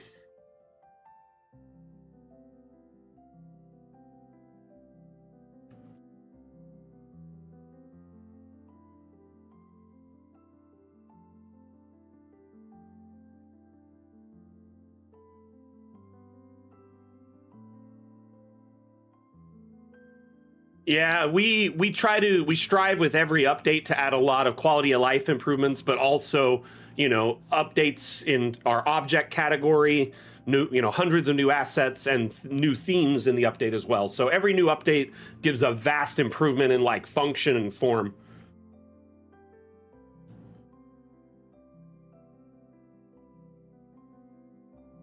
Yep, it will allow you to pick the wall type, or if it's a door or window, ceiling, I believe as well. It'll tell you, or the roof, all that stuff.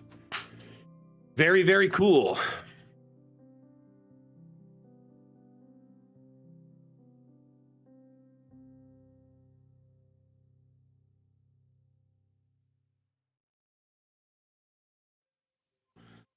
Yeah, let's look over those challenge themes. Can you send them to me, please? So I can pick one really quick.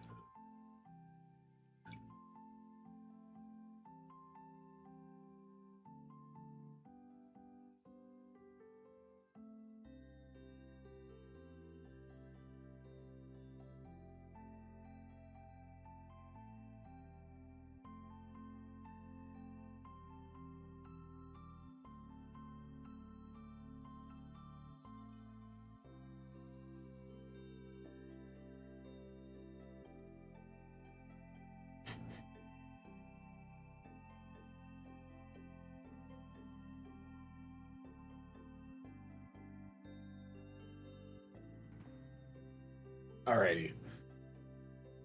We've got beach getaway, caravanserai. I'm assuming that just means caravan. Game room, undead party, cheese. Oh my goodness.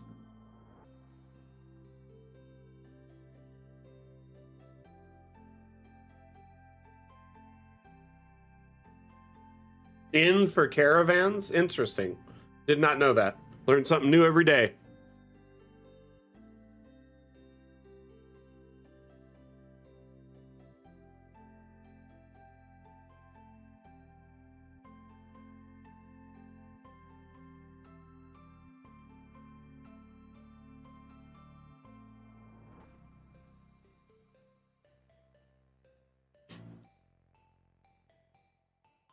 Dinosaurs of the Wild West. All right. I'm intrigued. Continue.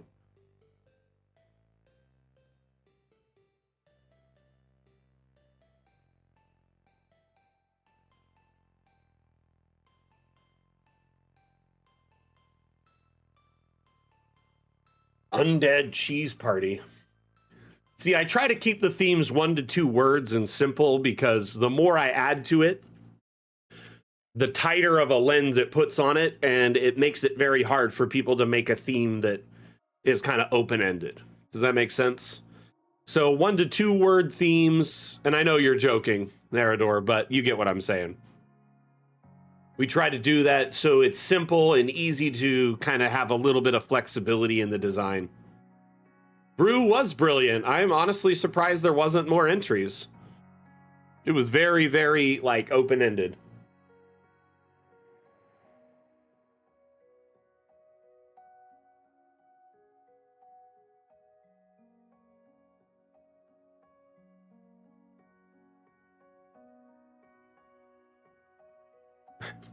I just realized these are sleds right here that you've got. That's really cool. I like it. Well, let's go to the workshop. I'm going to see if we can find a cool map that might have been released in the last few days while we discuss themes a little bit more.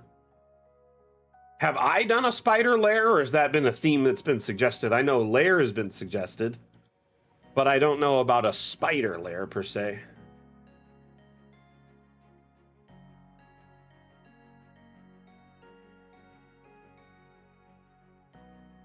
Though a spider lair would be cool.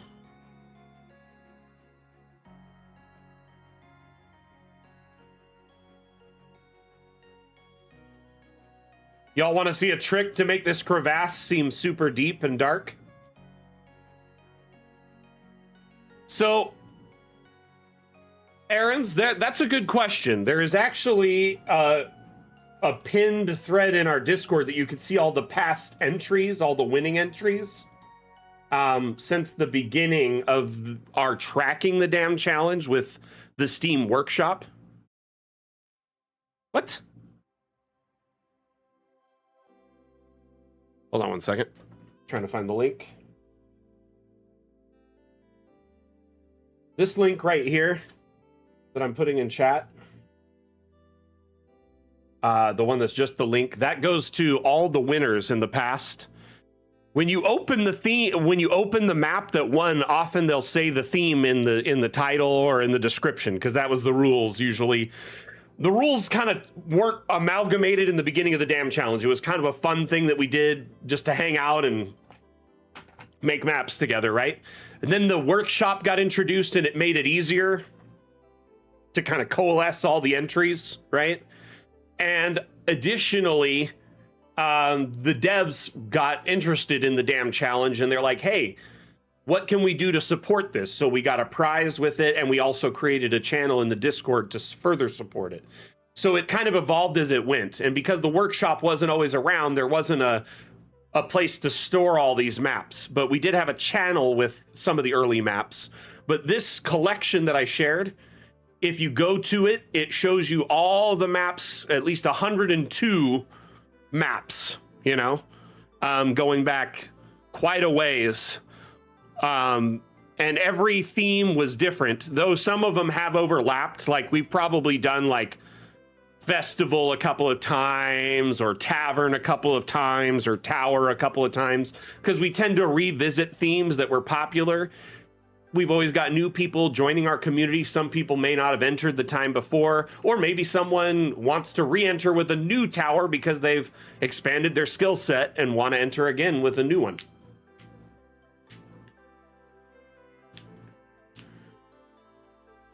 So I'm going to show you all how to make this crevasse look extra deep.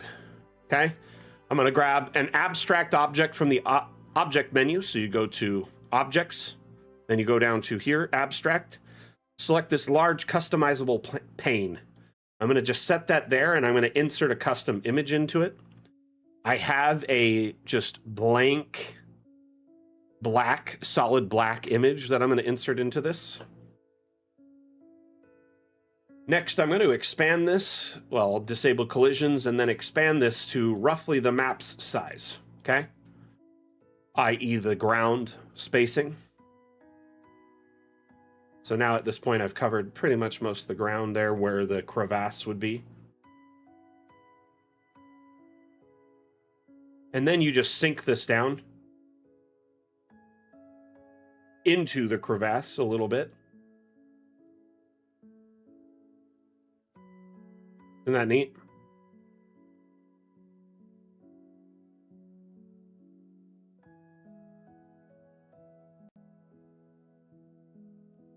So it acts as that dark pit, showing you there's, you know, it makes it a deeper bottom than before. Almost like a bottomless pit there.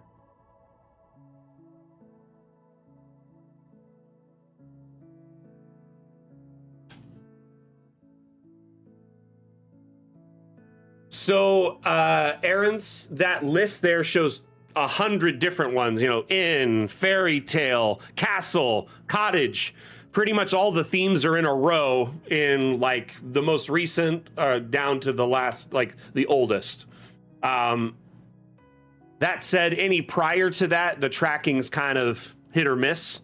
You can go to the Damn Challenge channel in our Discord. I will tell you, that spot is probably the best history because you can see every single entry, not just the winning ones. So you can go back and see every entry, you know, you can see all the communications people had about it. And you can see the announcements for the themes in that channel as well, going back several years.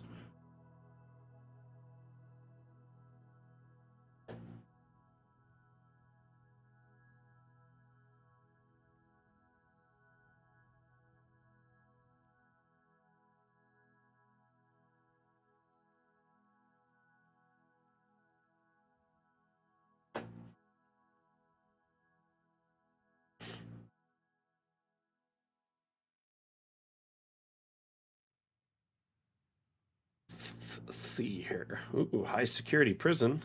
Jeez. Talk about a modern looking map. Let's check it out. While we're waiting for any other questions to come in. Is your name Arentz? Is it Arentz or Aranus? I want to make sure I'm pronouncing your name right. Or did I pronounce it wrong both ways? Aaron? Aaron works? Okay. Could we call you Aaron Aronson?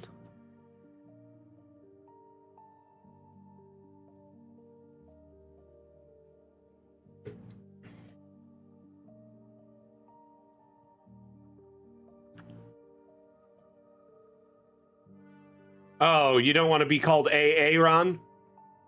You know what? I totally vibe with that because I don't like being called Balake.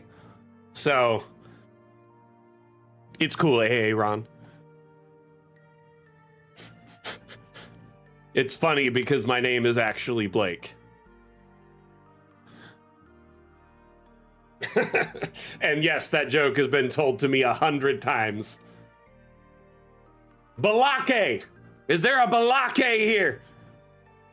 My name's Blake. Yeah, you and I are alphabetical name brothers in that skit because yours is right. You're right before me. right?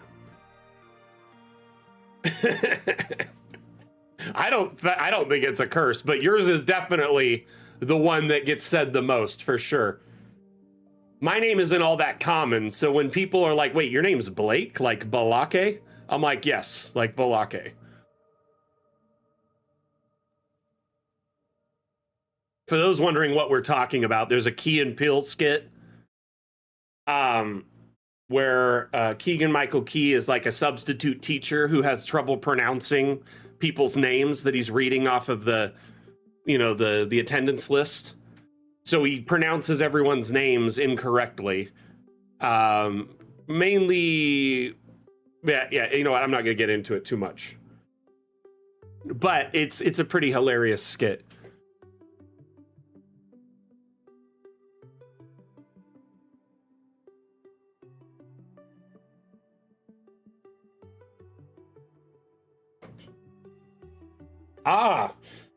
Honestly, I have hardly.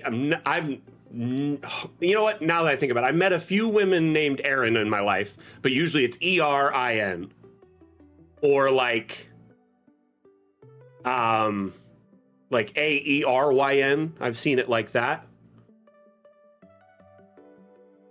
Hey, Hobgoblink, how you doing?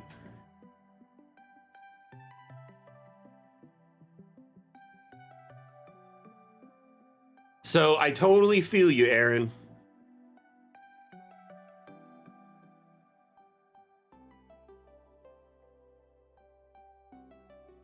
You do have alphabetical supremacy. We're skit name friends. Name skit friends. There, that's probably a better name for it.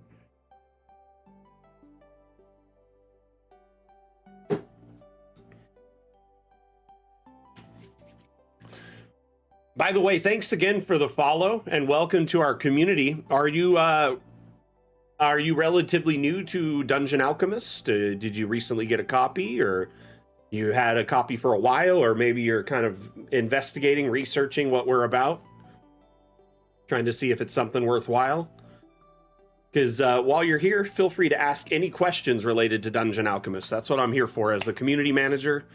I can provide real-time guidance, answer your questions, and essentially walk you through any problems you might have, or show you how to, accomplish certain things in your builds. These streams are like a live class.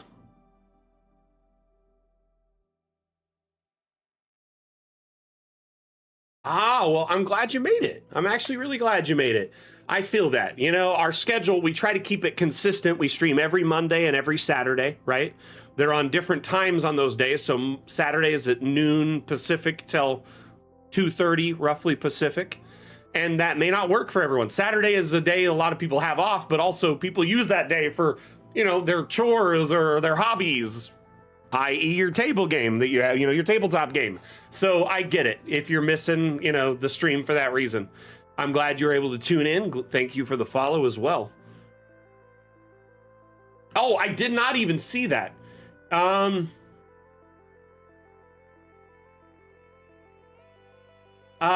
a good question, Atlam. I would say probably have covered that, actually. Slime cube, abstract object. Maybe set the room as a pit instead, like a water pit.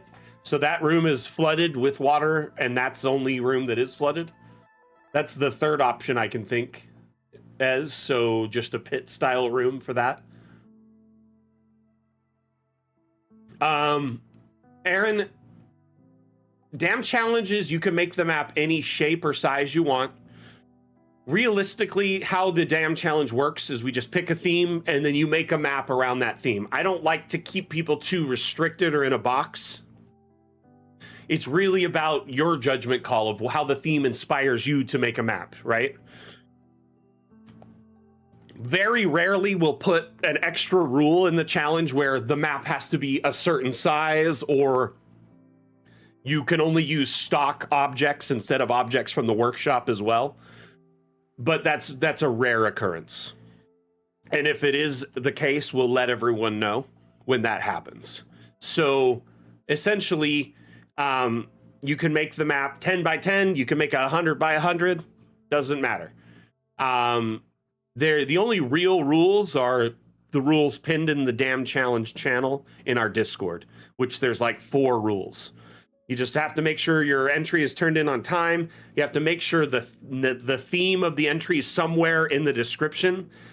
You have to, when you enter your map, not only publish it to the workshop, but share images and a short like description, and also the master DAM file for the map. So that way, if the workshop is down or I can't download it, I have a backup file to reference and download from. Look at this prison yard. Holy cow.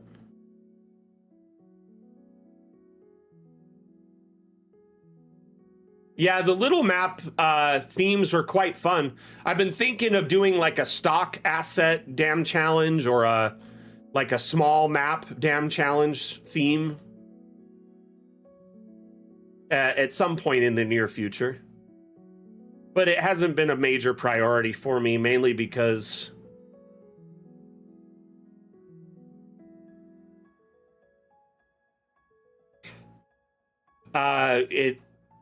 usually people just, you know, don't like the extra restrictions when they're making a map, or there hasn't been a ton of entries lately, so I don't want to add extra restrictions. Eric Lent says, is it possible to make futuristic floating islands in DA? Can you elaborate on what a futuristic floating island is? Because I mean, a floating island is possible, but it's more of a fantasy type setting you could do easily. What would a futuristic floating island, does it mean it's like jet propelled or something? Like, can you elaborate on that?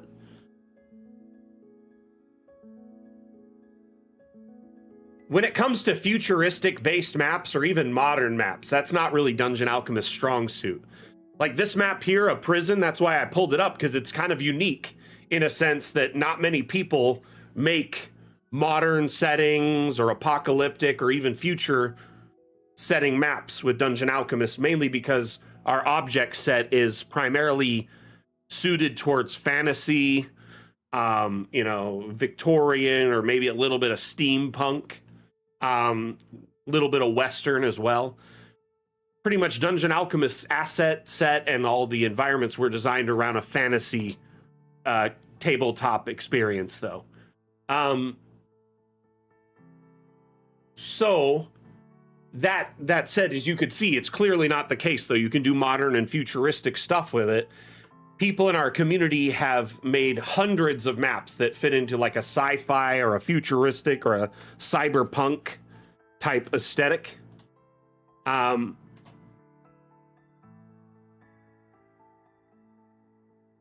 So here is like a platform, you know, on a water-based planet.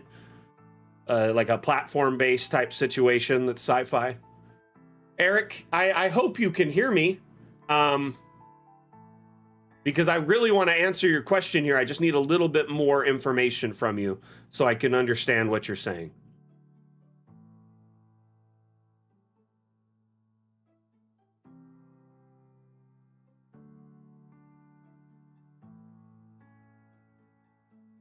But like, here's a great example of like a floating city. People just... got you. Well, let me show you a floating city, and then you can decide if it's something you could, you know, make to a solar punk aesthetic. Solar punk is kind of a combination of like, you know, obviously solar panels and a lot of green and gardens mixed with like it's kind of high tech meets like low build, so it's more environment, less extravagance and buildings and, you know, parking lots and stuff like that, correct?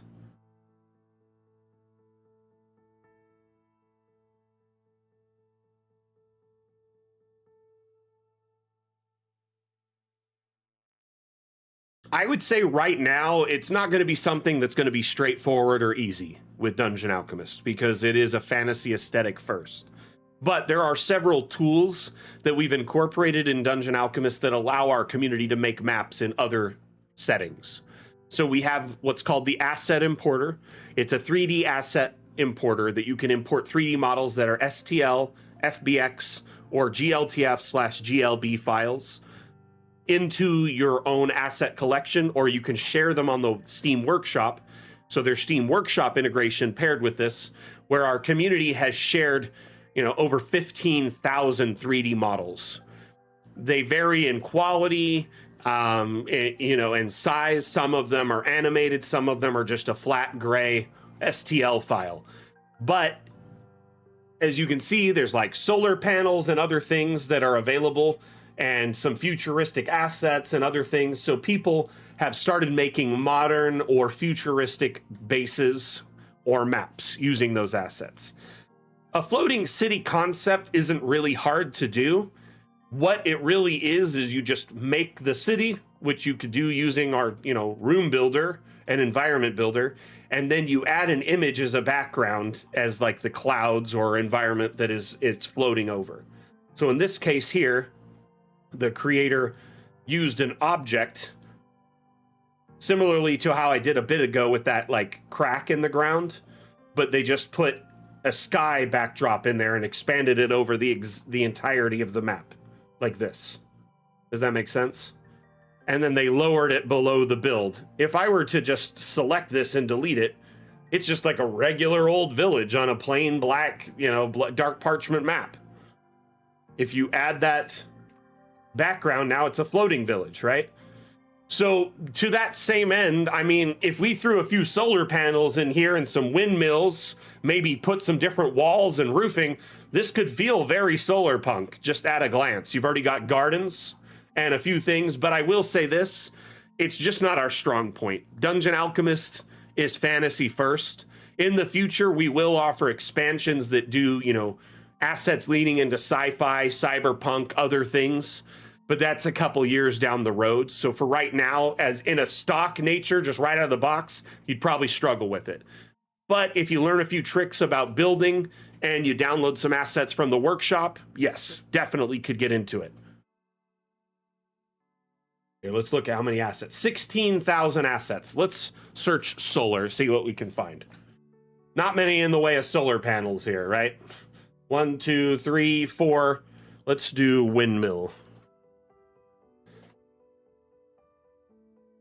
Got a bunch of windmills, mostly older style, but it looks like a wind turbine here. Let's search up sci-fi, see what we can find. 1,600 assets that could fill into sci-fi, barrels, floor panels, wall panels. Ooh, a geodesic dome. That could probably go into your, your solar punk there.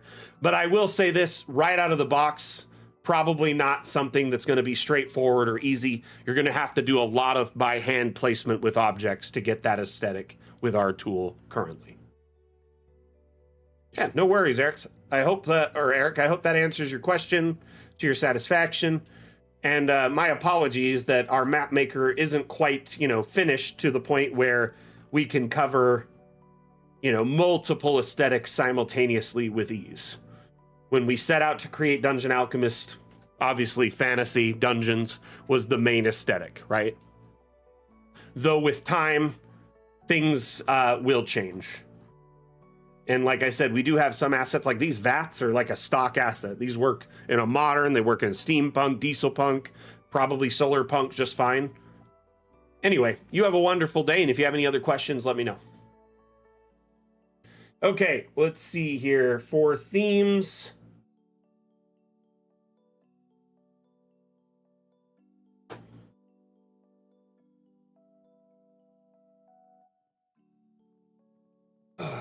Atlam, can you give me the themes one more time?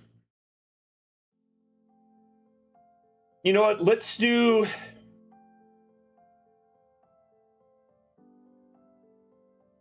We're going to do beach getaway as our theme, okay?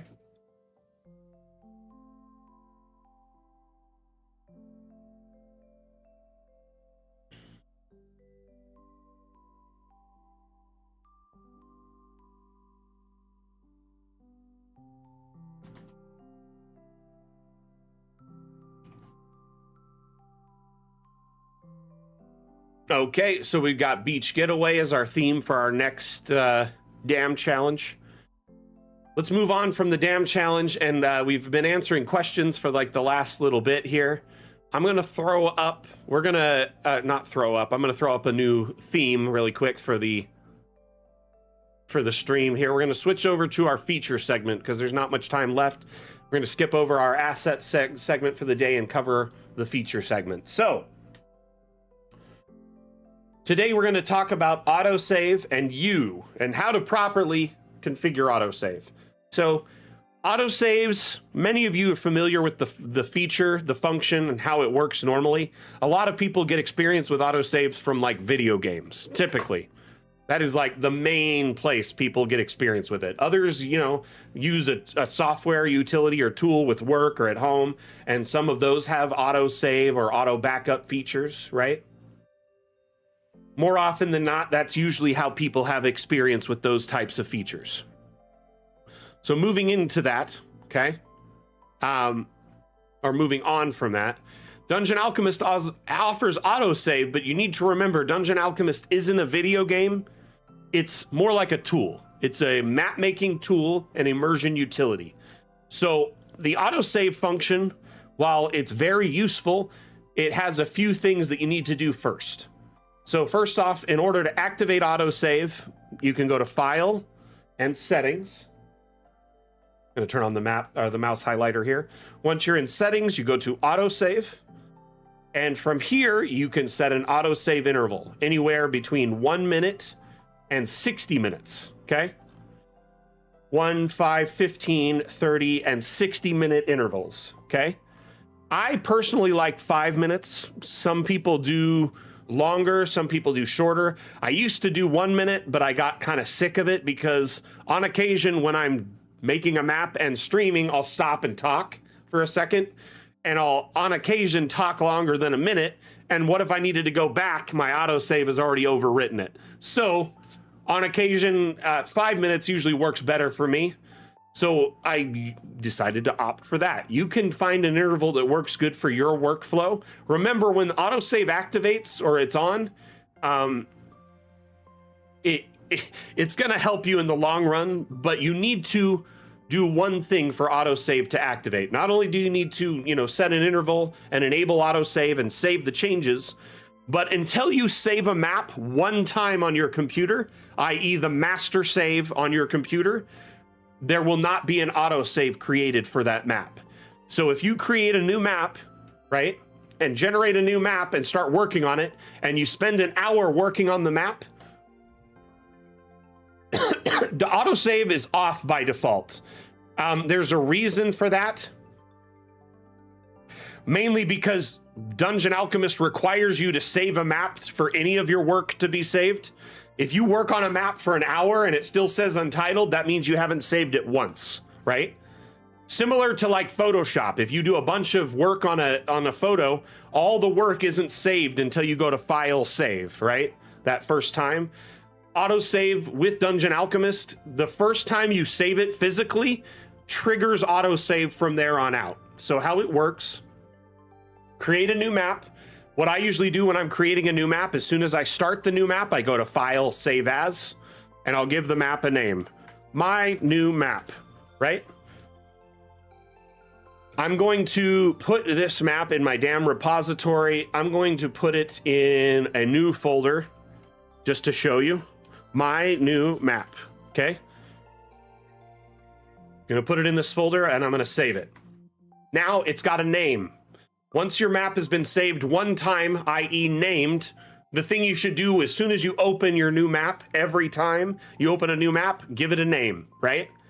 Once you have named the map, as long as autosave is on in your settings and enabled, once you've enabled it the first time, it just works, okay? You never need to go back into that menu and enable it every time, but you do need to save all your new maps that first time. Once you've saved it, Dungeon Alchemist knows where it's saved and what it's named, and it knows where to put the autosave. Otherwise, there would be nowhere for the autosave to go. Essentially, we designed it around there being a location for the autosave to be adjacent and a name for the autosave to be given. So or to be given to the autosave. Sorry, I said that backwards. So essentially, once you've named your map once, the timer will activate, and every interval, 1 minute, 5 minutes, 60 minutes, it'll auto save adjacent to your normal save. And it will say, my new map, auto save, date and time. Okay? So essentially, it'll have the master map right next to it as my new map, and then the autosave in the exact same file and folder right next to it. Every time a new autosave is created, it deletes the older autosave. It does this to keep, storage minimal for your autosaves instead of having hundreds of files that are just every 5 minutes or every minute a new version of the map. It overwrites the most recent autosave. So essentially, you'll have a master map and an autosave right next to each other. You always want to, go to File, Save, or Control-S your master map, but just in case you're not, maybe you get in a map grind and you forget to save for a while, or your computer crashes, or the power goes out, or whatever, your map will be saved at least at the last autosave interval.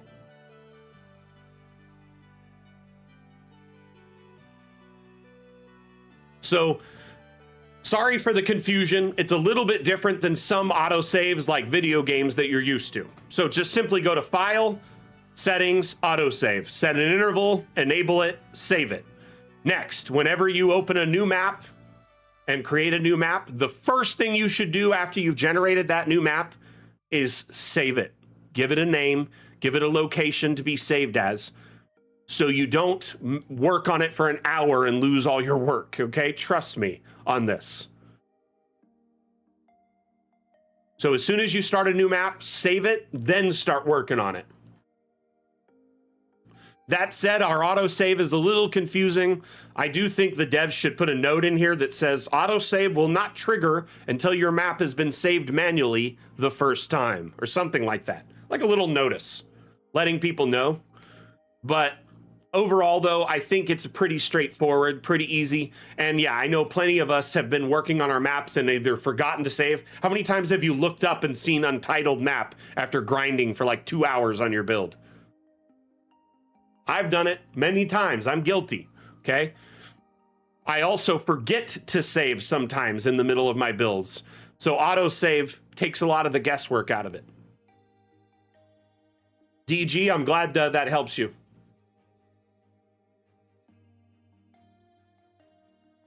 Some people don't realize we have an autosave feature. Did Anani have a question? Oh no, oh, his theme was missed. Oh no, sorry about that, Anani. Sorry about that, buddy. Still though, congrats on your win. So at least you got that going for you today. All right, everyone, I think I'm gonna wrap up the stream. It happens, Atlam, you're only human. You're bound to miss some stuff in chat from time to time.